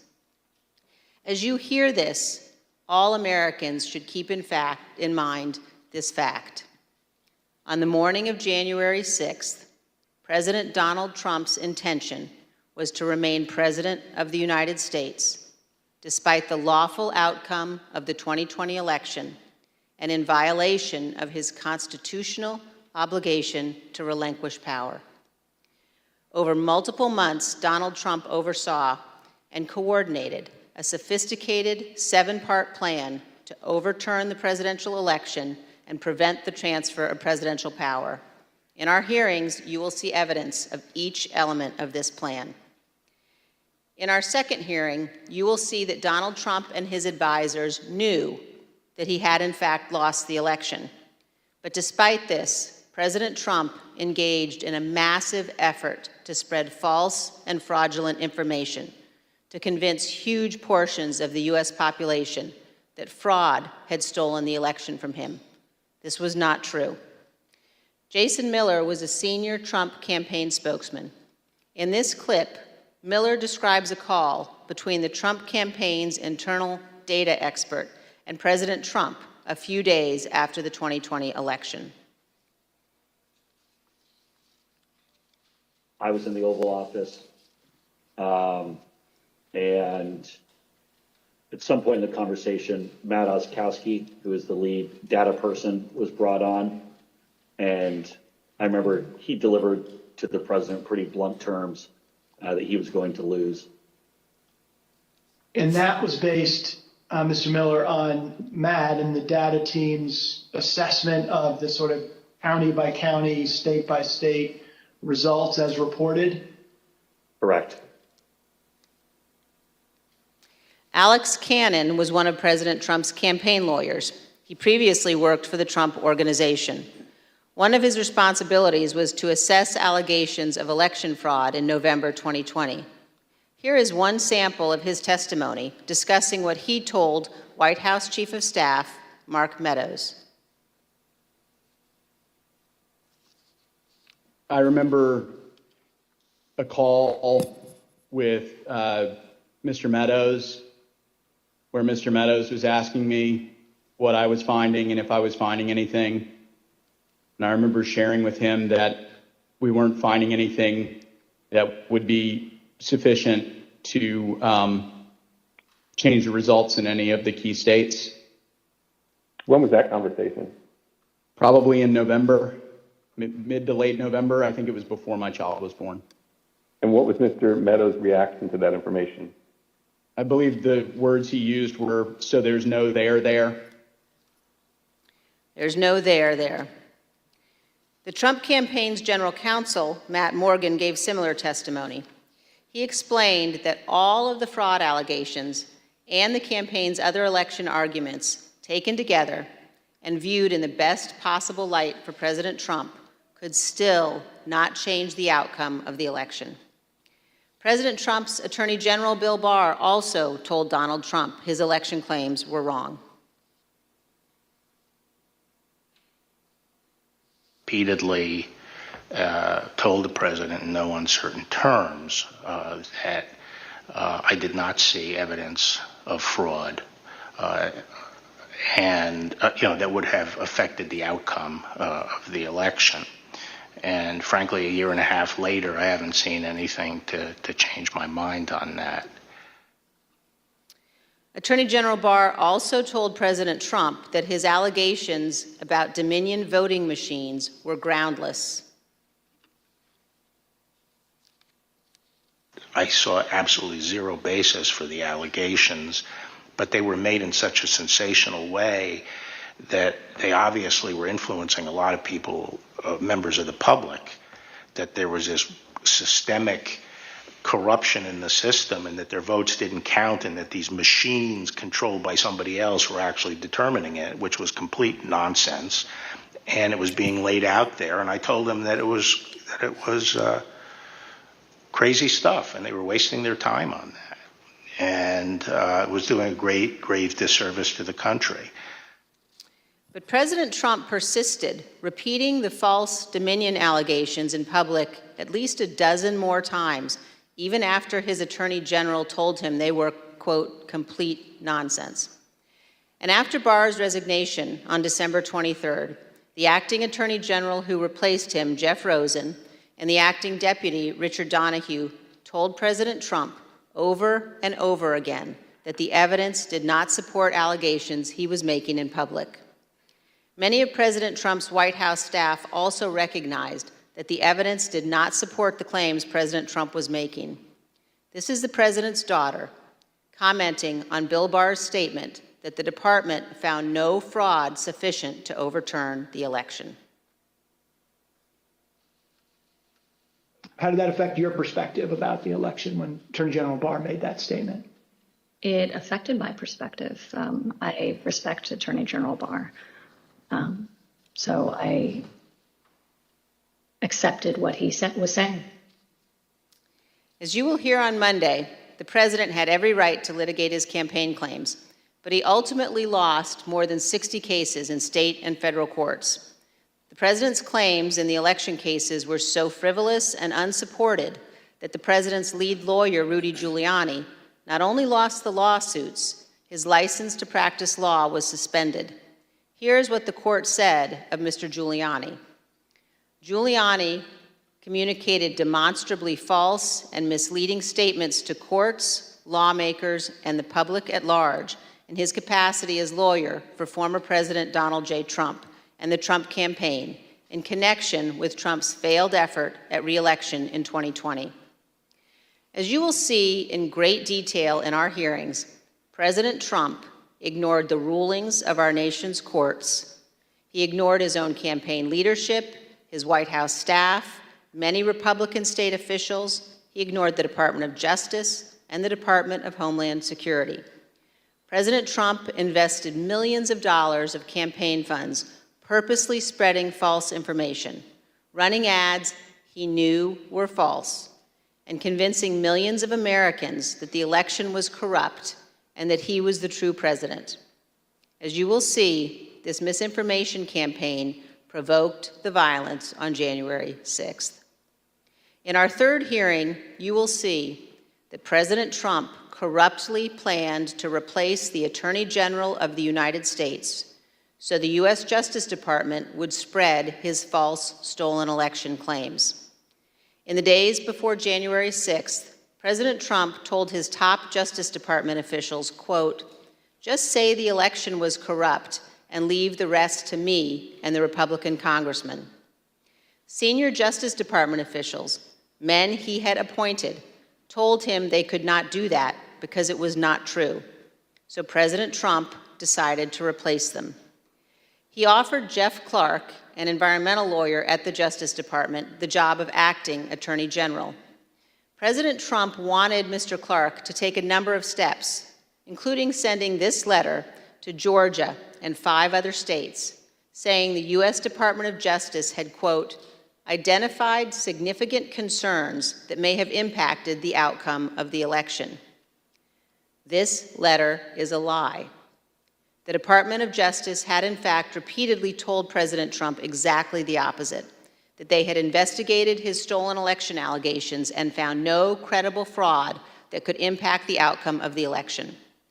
This letter and others like it would have urged multiple states to withdraw their official and lawful electoral votes for Biden. Acting Deputy Attorney General Richard Donoghue described Jeff Clark's letter this way, quote, this would be a grave step for the department to take and could have tremendous constitutional, political, and social ramifications for this country. The committee agrees with Mr. Donoghue's assessment. Had Clark assumed the role of Attorney General in the days before January 6th and issued these letters, the ramifications could indeed have been grave. Mr. Donoghue also said this about Clark's plan.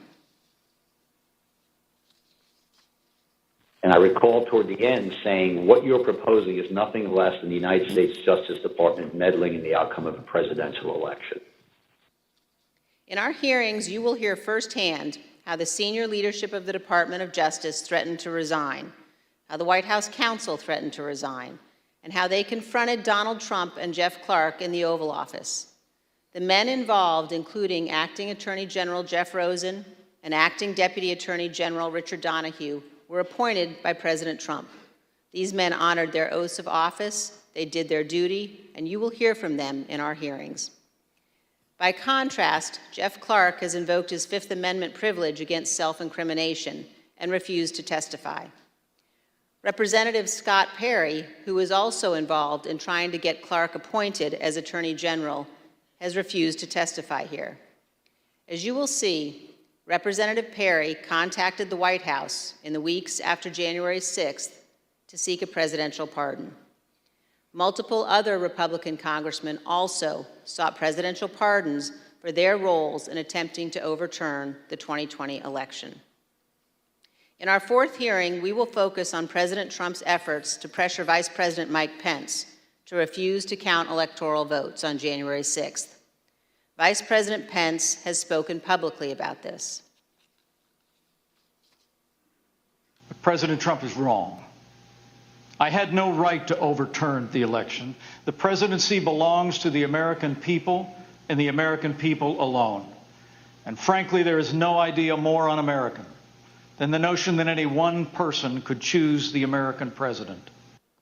What President Trump demanded that Mike Pence do wasn't just wrong, it was illegal and it was unconstitutional. You will hear this in great detail from the Vice President's former general counsel. Witnesses in these hearings will explain how the former Vice President and his staff informed President Trump over and over again that what he was pressuring Mike Pence to do was illegal. As you will hear, President Trump engaged in a relentless effort to pressure Pence, both in private and in public. You will see the evidence of that pressure from multiple witnesses, live and on video. Vice President Pence demonstrated his loyalty to Donald Trump consistently over 4 years, but he knew that he had a higher duty to the United States Constitution. This is testimony from the Vice President's Chief of Staff. So I think the Vice President was proud of his 4 years of service, and he felt like much had been accomplished in those 4 years. And I think he was proud to have stood beside the President for all that had been done. But I think he ultimately knew that his fidelity to the Constitution was his first and foremost oath. And that's what he articulated publicly, and I think that that's what he felt. His fidelity to the Constitution was more important than his fidelity to President Trump and his desire. The oath he took. Yep. Yes. You'll also hear about a lawyer named John Eastman. Mr. Eastman was deeply involved in President Trump's plans. You'll hear from former Fourth Circuit federal judge Michael Ludig, a highly respected leading conservative judge. John Eastman clerked for Judge Ludig. Judge Ludig provided counsel to the Vice President's team in the days before January 6th. The judge will explain how Eastman, quote, was wrong at every turn. And you will see the email exchanges between Eastman and the Vice President's counsel as the violent attack on Congress was underway. Mr. Jacob said this to Mr. Eastman: "Thanks to your bullshit, we are under siege." You will also see evidence that John Eastman did not actually believe the legal position he was taking. In fact, a month before the 2020 election, Eastman took exactly the opposite view on the same legal issues. In the course of the Select Committee's work to obtain information from Mr. Eastman, we have had occasion to present evidence to a federal judge. The judge evaluated the facts, and he reached the conclusion that President Trump's efforts to pressure Vice President Pence to act illegally by refusing to count electoral votes likely violated 2 federal criminal statutes. And the judge also said this: if Dr. Eastman and President Trump's plan had worked, it would have permanently ended the peaceful transition of power, undermining American democracy and the Constitution. If the country does not commit to investigating and pursuing accountability for those responsible, the court fears January 6th will repeat itself. Every American should read what this federal judge has written.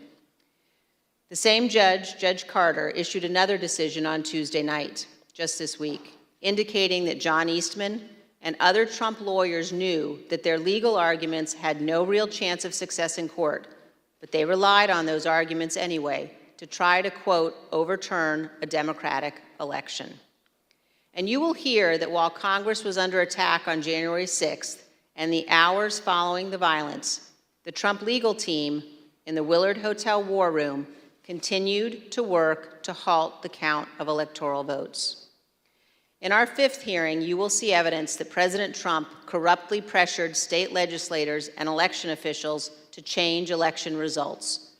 You will hear additional details about President Trump's call to Georgia officials, urging them to, quote, find 11,780 votes, votes that did not exist, and his efforts to get states to rescind certified electoral slates without factual basis and contrary to law.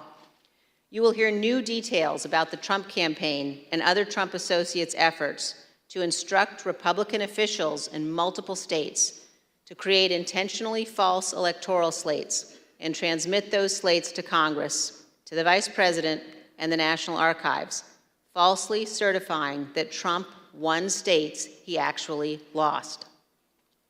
In our final 2 June hearings, you will hear how President Trump summoned a violent mob and directed them illegally to march on the United States Capitol. While the violence was underway, President Trump failed to take immediate action to stop the violence and instruct his supporters to leave the Capitol. As we present these initial findings, keep 2 points in mind. First, our investigation is still ongoing, so what we make public here will not be the complete set of information we will ultimately disclose. And second, the Department of Justice is currently working with cooperating witnesses and has disclosed to date only some of the information it has identified from encrypted communications and other sources. On December 18, 2020, a group including General Michael Flynn, Sidney Powell, Rudy Giuliani, and others visited the White House. They stayed late into the evening. We know that the group discussed a number of dramatic steps, including having the military seize voting machines and potentially rerun elections. You will also hear that President Trump met with that group alone for a period of time before White House lawyers and other staff discovered the group was there and rushed to intervene. A little more than an hour after Ms. Powell, Mr. Giuliani, General Flynn, and the others finally left the White House, President Trump sent the tweet on the screen now, telling people to come to Washington on January 6th. Be there, he instructed them. Will be wild. As you will see, this was a pivotal moment. This tweet initiated a chain of events. The tweet led to the planning for what occurred on January 6th, including by the Proud Boys, who ultimately led the invasion of the Capitol and the violence on that day. The indictment of a group of Proud Boys alleges that they planned, quote, to oppose by force the authority of the government of the United States. And according to the Department of Justice, on January 6, 2021, the defendants directed, mobilized, and led members of the crowd onto the Capitol grounds and into the Capitol, leading to the dismantling of metal barricades, the destruction of property, the breaching of the Capitol building, and the assaults on law enforcement.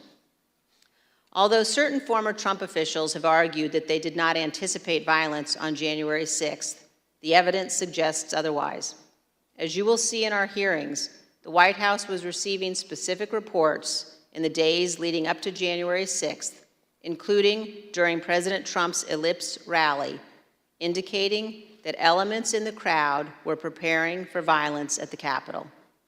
And on the evening of January 5th, the president's close advisor, Steve Bannon, said this on his podcast. All hell is going to break loose tomorrow. Just understand this. All hell is going to break loose tomorrow.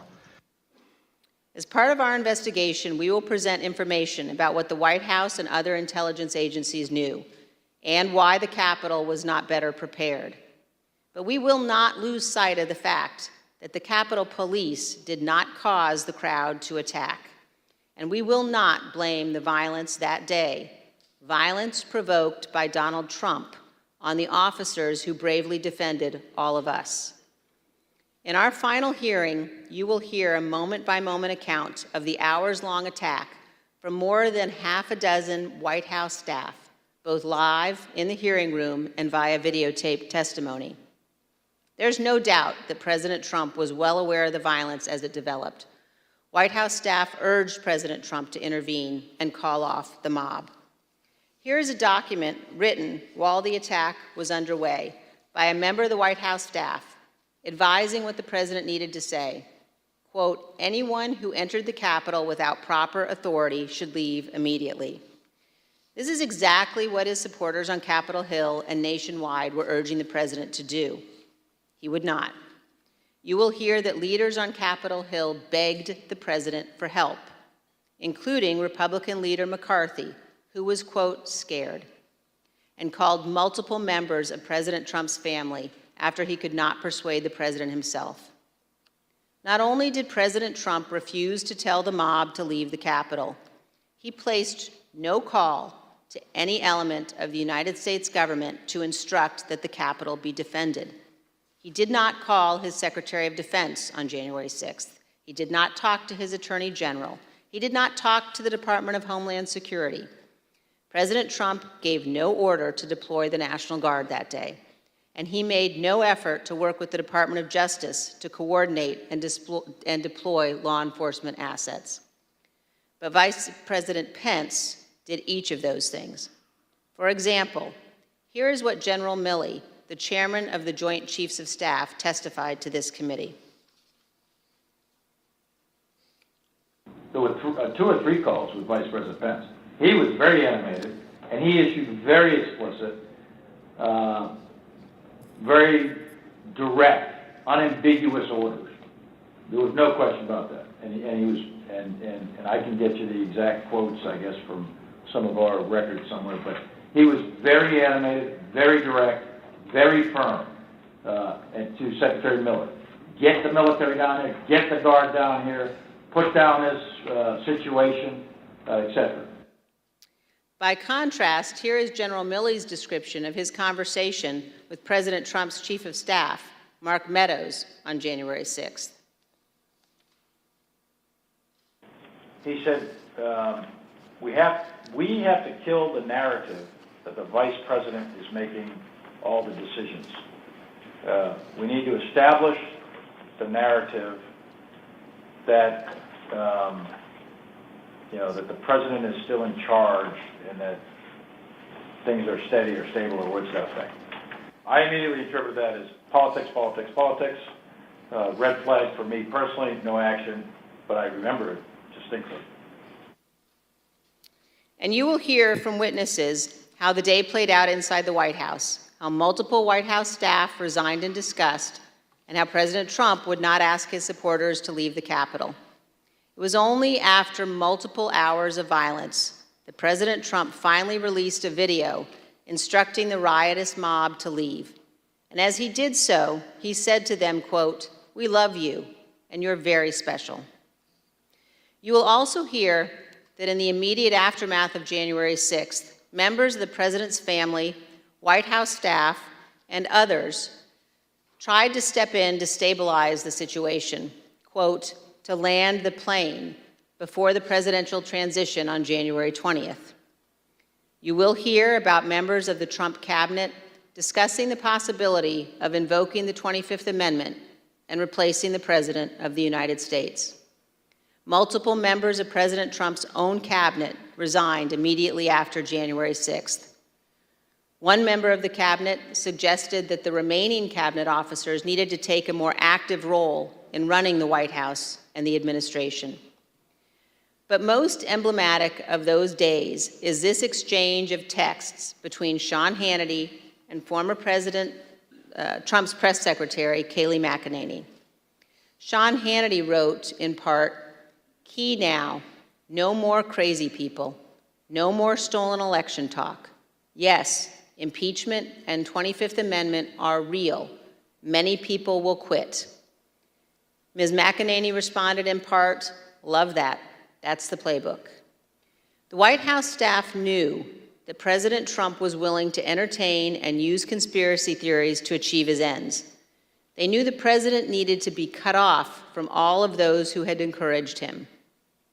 They knew that President Donald Trump was too dangerous to be left alone, at least until he left office on January 20th. These are important facts for Congress and the American people to understand fully. When a president fails to take the steps necessary to preserve our union, or worse, causes a constitutional crisis, we're at a moment of maximum danger for our republic. Some in the White House took responsible steps to try to prevent January 6th.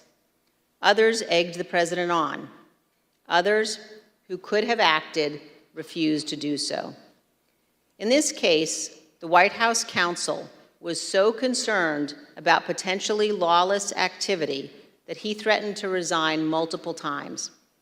That is exceedingly rare and exceedingly serious.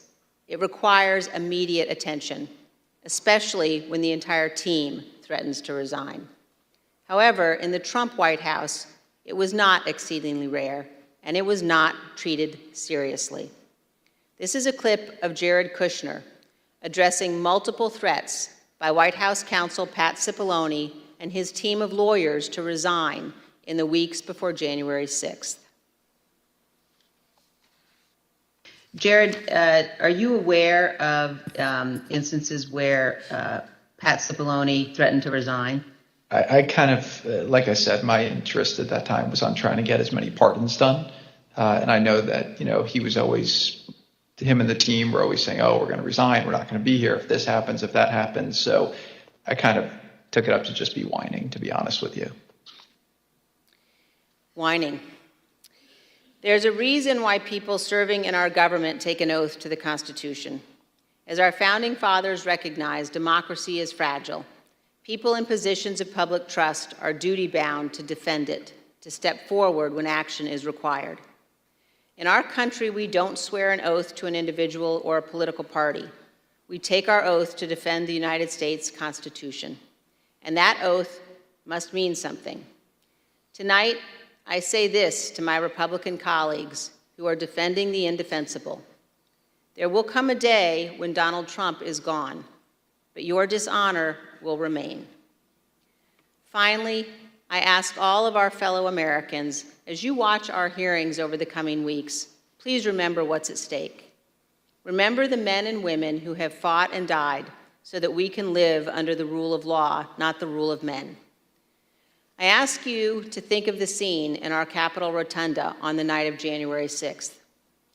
There, in a sacred space in our constitutional republic, the place where our presidents lie in state, watched over by statues of Washington and Jefferson, Lincoln and Grant, Eisenhower, Ford, and Reagan. Against every wall that night encircling the room, there were SWAT teams, men and women in tactical gear with long guns, deployed inside our Capitol building. There in the rotunda, these brave men and women rested beneath paintings depicting the earliest scenes of our republic, including one painted in 1824 depicting George Washington resigning his commission, voluntarily relinquishing power, handing control of the Continental Army back to Congress. With this noble act, Washington set the indispensable example of the peaceful transfer of power, what President Reagan called nothing less than a miracle. The sacred obligation to defend this peaceful transfer of power has been honored by every American president, except one. As Americans, we all have a duty to ensure that what happened on January 6th never happens again, to set aside partisan battles, to stand together to perpetuate and preserve our great republic. Thank you, Mr. Chairman. As we provide answers to American people about January 6th, it's important that we remember exactly what took place. That this was no tourist visit to the Capitol. Most of the footage we are about to play has never been seen. The Select Committee obtained it as a part of our investigation. This isn't easy to watch. I want to warn everyone that this video includes violence and strong language. Without objection, I include in the record a video presentation of the violence of January 6th. Proud of your boy! Proud of your boy! Proud of your boy! Yeah, just for awareness, be advised, there's probably about 300 Proud Boys. They're marching eastbound in this 400 block of kind of Independence, actually on the mall towards the United States Capitol. I am not allowed to say what's going to happen today because everyone's just going to have to watch for themselves. But it's going to happen. Something's going to happen. Whose streets? Our streets! Whose streets? Our streets! Whose streets? Our streets!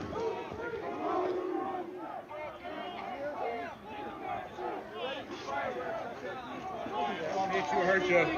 We are on your side. Don't make us go against you. Understand the side. Pick a side. These are our streets.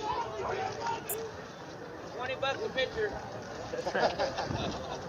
I hope Mike is going to do the right thing. I hope so. I hope so. Because if Mike Pence does the right thing, we win the election. All Vice President Pence has to do is send it back to the states to recertify. And we become president, and you are the happiest people. Mike Pence is going to have to come through for us. And if he doesn't, that will be a sad day for our country. Because you'll never, ever take back our country with weakness. You have to show strength, and you have to be strong.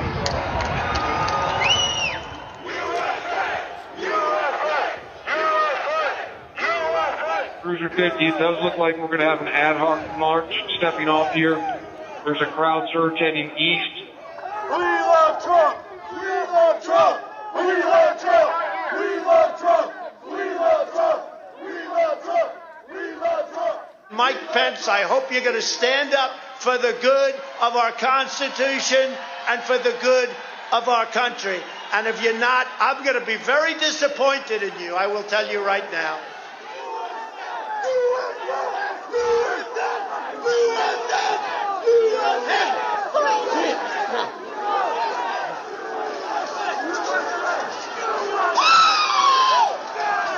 Get back, ladies! Get back, ladies!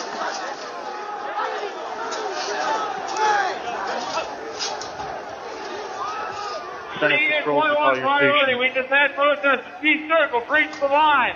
We need backup.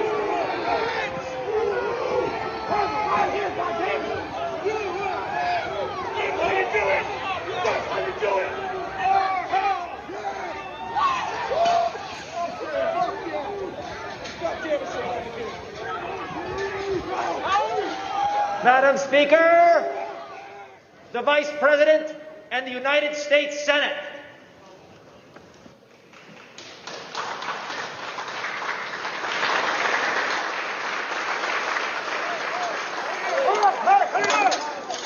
We're going to give riot warnings as soon as the outlet is here. We're going to give riot warnings.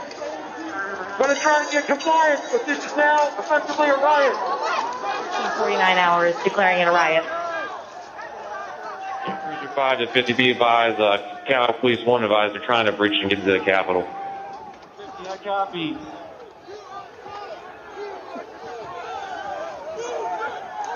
Hold the line! Hold the line! Hold the line! Hold the line! Hold the line! 42. We're about 5 miles out. We're trying to make our way through all this.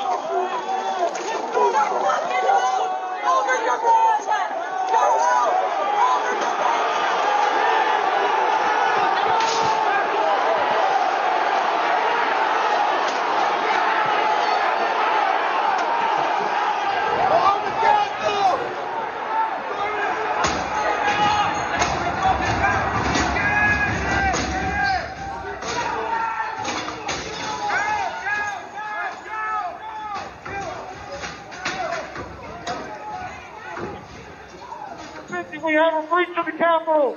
Breach of the Capitol to the upper level! Be advised, they're requesting additional resources on the east side as they've broken into that window and they're trying to kick it in.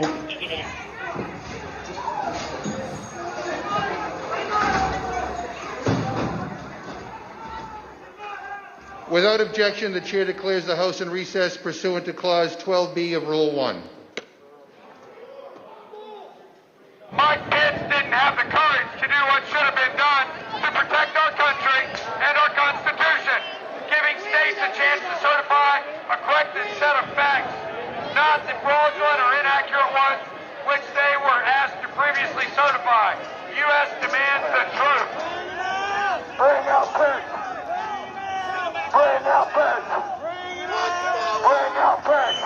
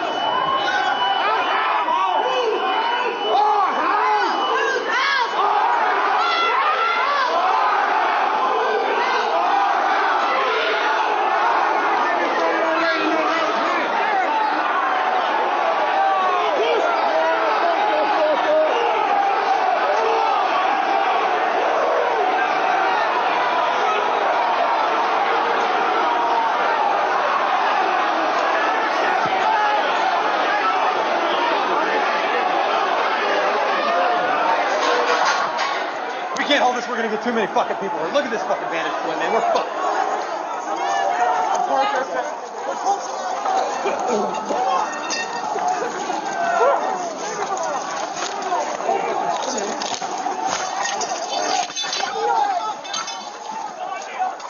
We need an area for the House members.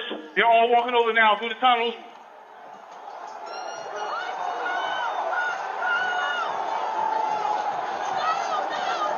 We're trying to hold the upper deck. We are trying to hold the upper deck now. We need to hold the doors of the Capitol.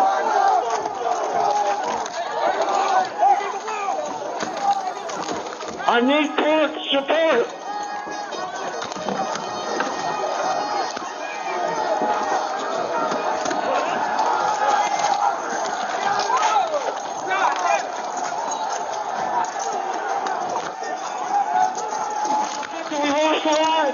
We lost the line. All MPDs get back. All MPDs get back up to the upper deck. All MPDs get back to the upper deck. ASAP.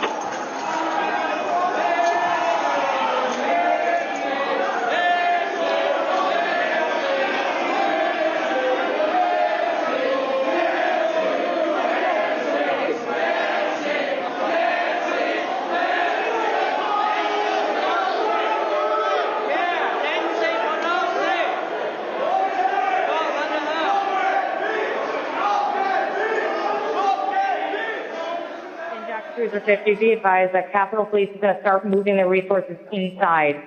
They're going to start the M4 officers first.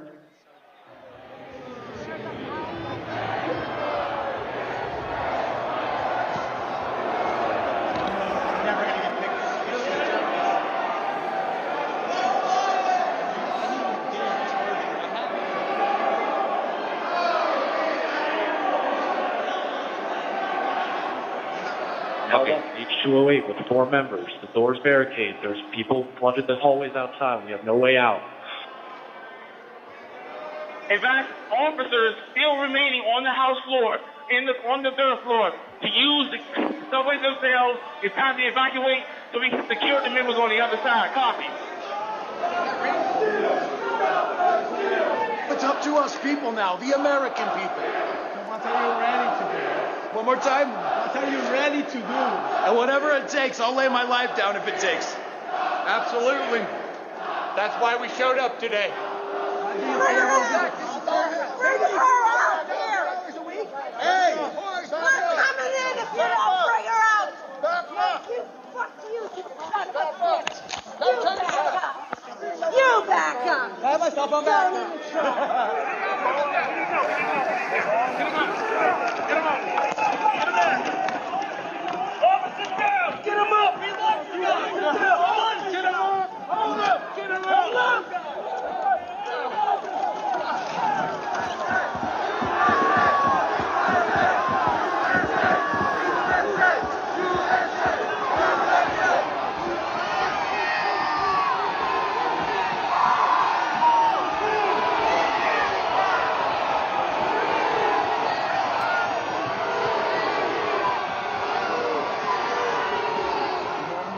Staging to some of that West Karen store for backup.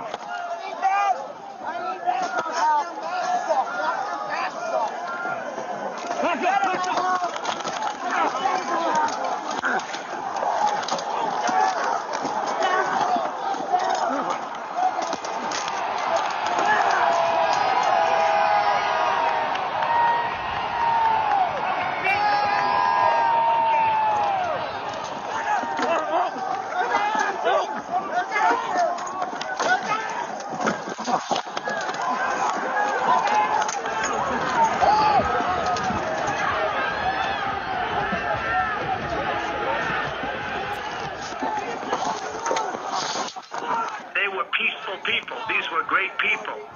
The crowd was unbelievable, and I mentioned the word love. The love in the air. I've never seen anything like it.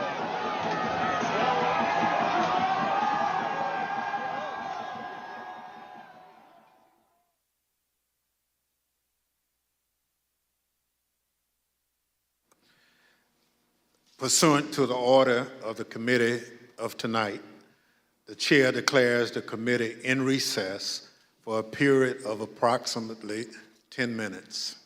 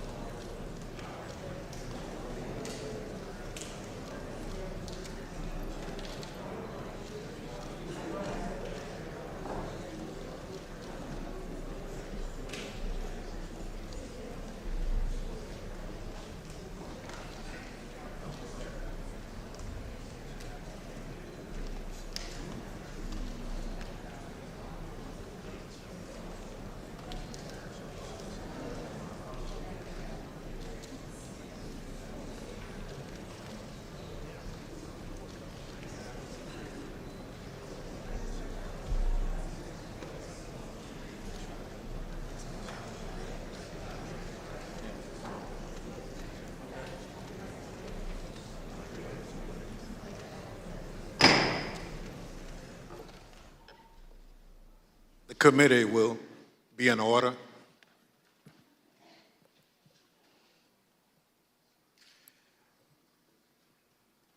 I want to thank our witnesses for being with us this evening to share their firsthand accounts of that terrible day. I know that some of the witnesses from our first hearing are in the room with us, along with some of the family members, friends, and widows of the officers who lost their lives as a result of the attack. Thank you all for being here for us and the American people. Officer Carolyn Edwards has been with the United States Capitol Police since 2017. On January 6th, Officer Edwards was assigned to the First Responder Unit, which serves as the first line of defense at the Capitol complex. She also served as a member of the Civil Disturbance Unit, a special subset of the uniformed division trained to respond to mass demonstration events. Officer Edwards is a graduate of the University of Georgia and currently is working on a master's degree in intelligence analysis from Johns Hopkins University. Nick Quistad is an acclaimed filmmaker whose credits include documenting stories from war zones in Afghanistan, Syria, and Iraq. On January 6th, Mr. Quickstead was working on a documentary about, quote, why Americans are so divided when Americans have so much in common, end quote. During that day, Mr. Quickstead interviewed and documented movements of the people around the Capitol, including the first moments of the violence against the Capitol Police and the chaos that ensued. I will now swear in our witnesses. The witnesses will please stand and raise your right hand.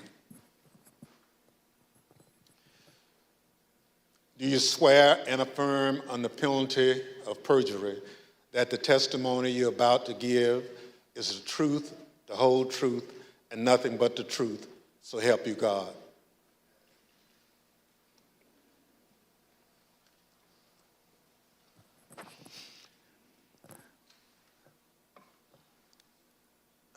Let the record reflect the witnesses answered in the affirmative. Without objection, the witness's statement will be included in the record.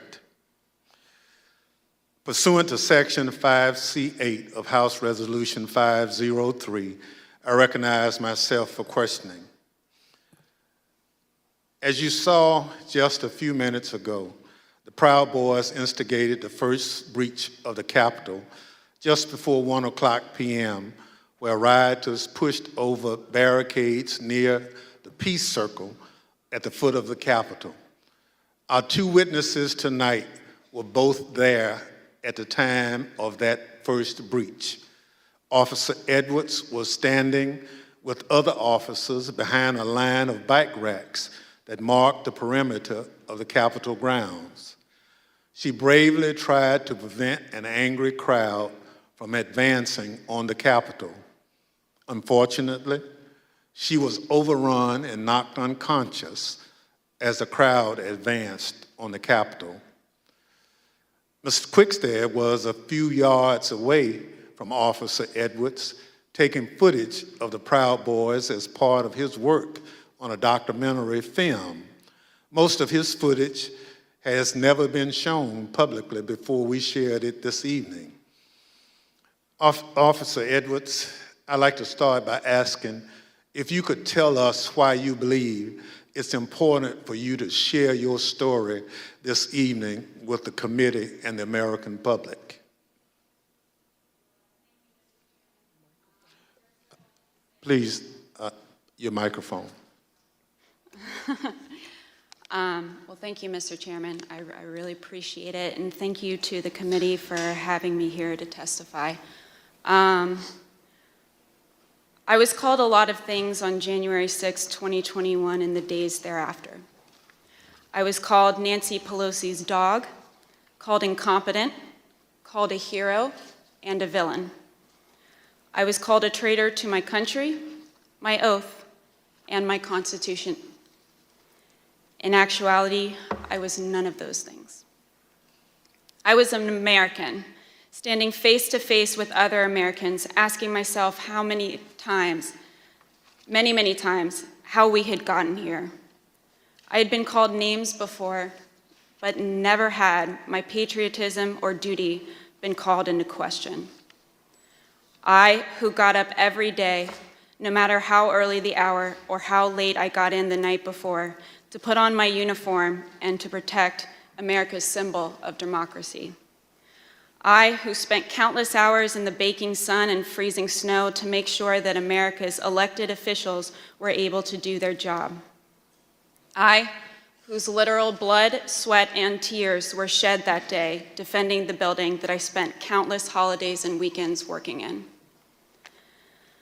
I am the proud granddaughter of a Marine that fought in the Battle of the Chosin Reservoir in the Korean War. I think of my papa often in these days, how he was so young and thrown into a battle he never saw coming and answered the call at a great personal cost. How he lived the rest of his days with bullets and shrapnel in his legs, but never once complained about his sacrifice. I would like to think that he would be proud of me, proud of his granddaughter that stood her ground that day and continued fighting, even though she was wounded, like he did many years ago. I am my grandfather's granddaughter, proud to put on a uniform and serve my country.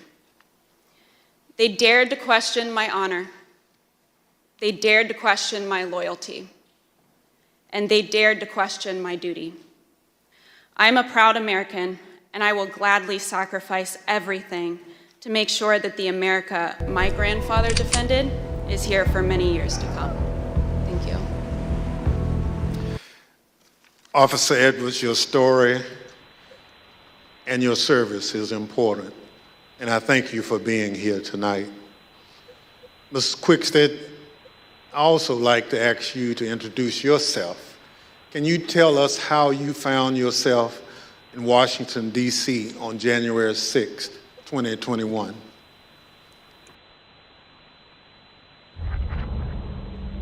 This game, you're not ready for it.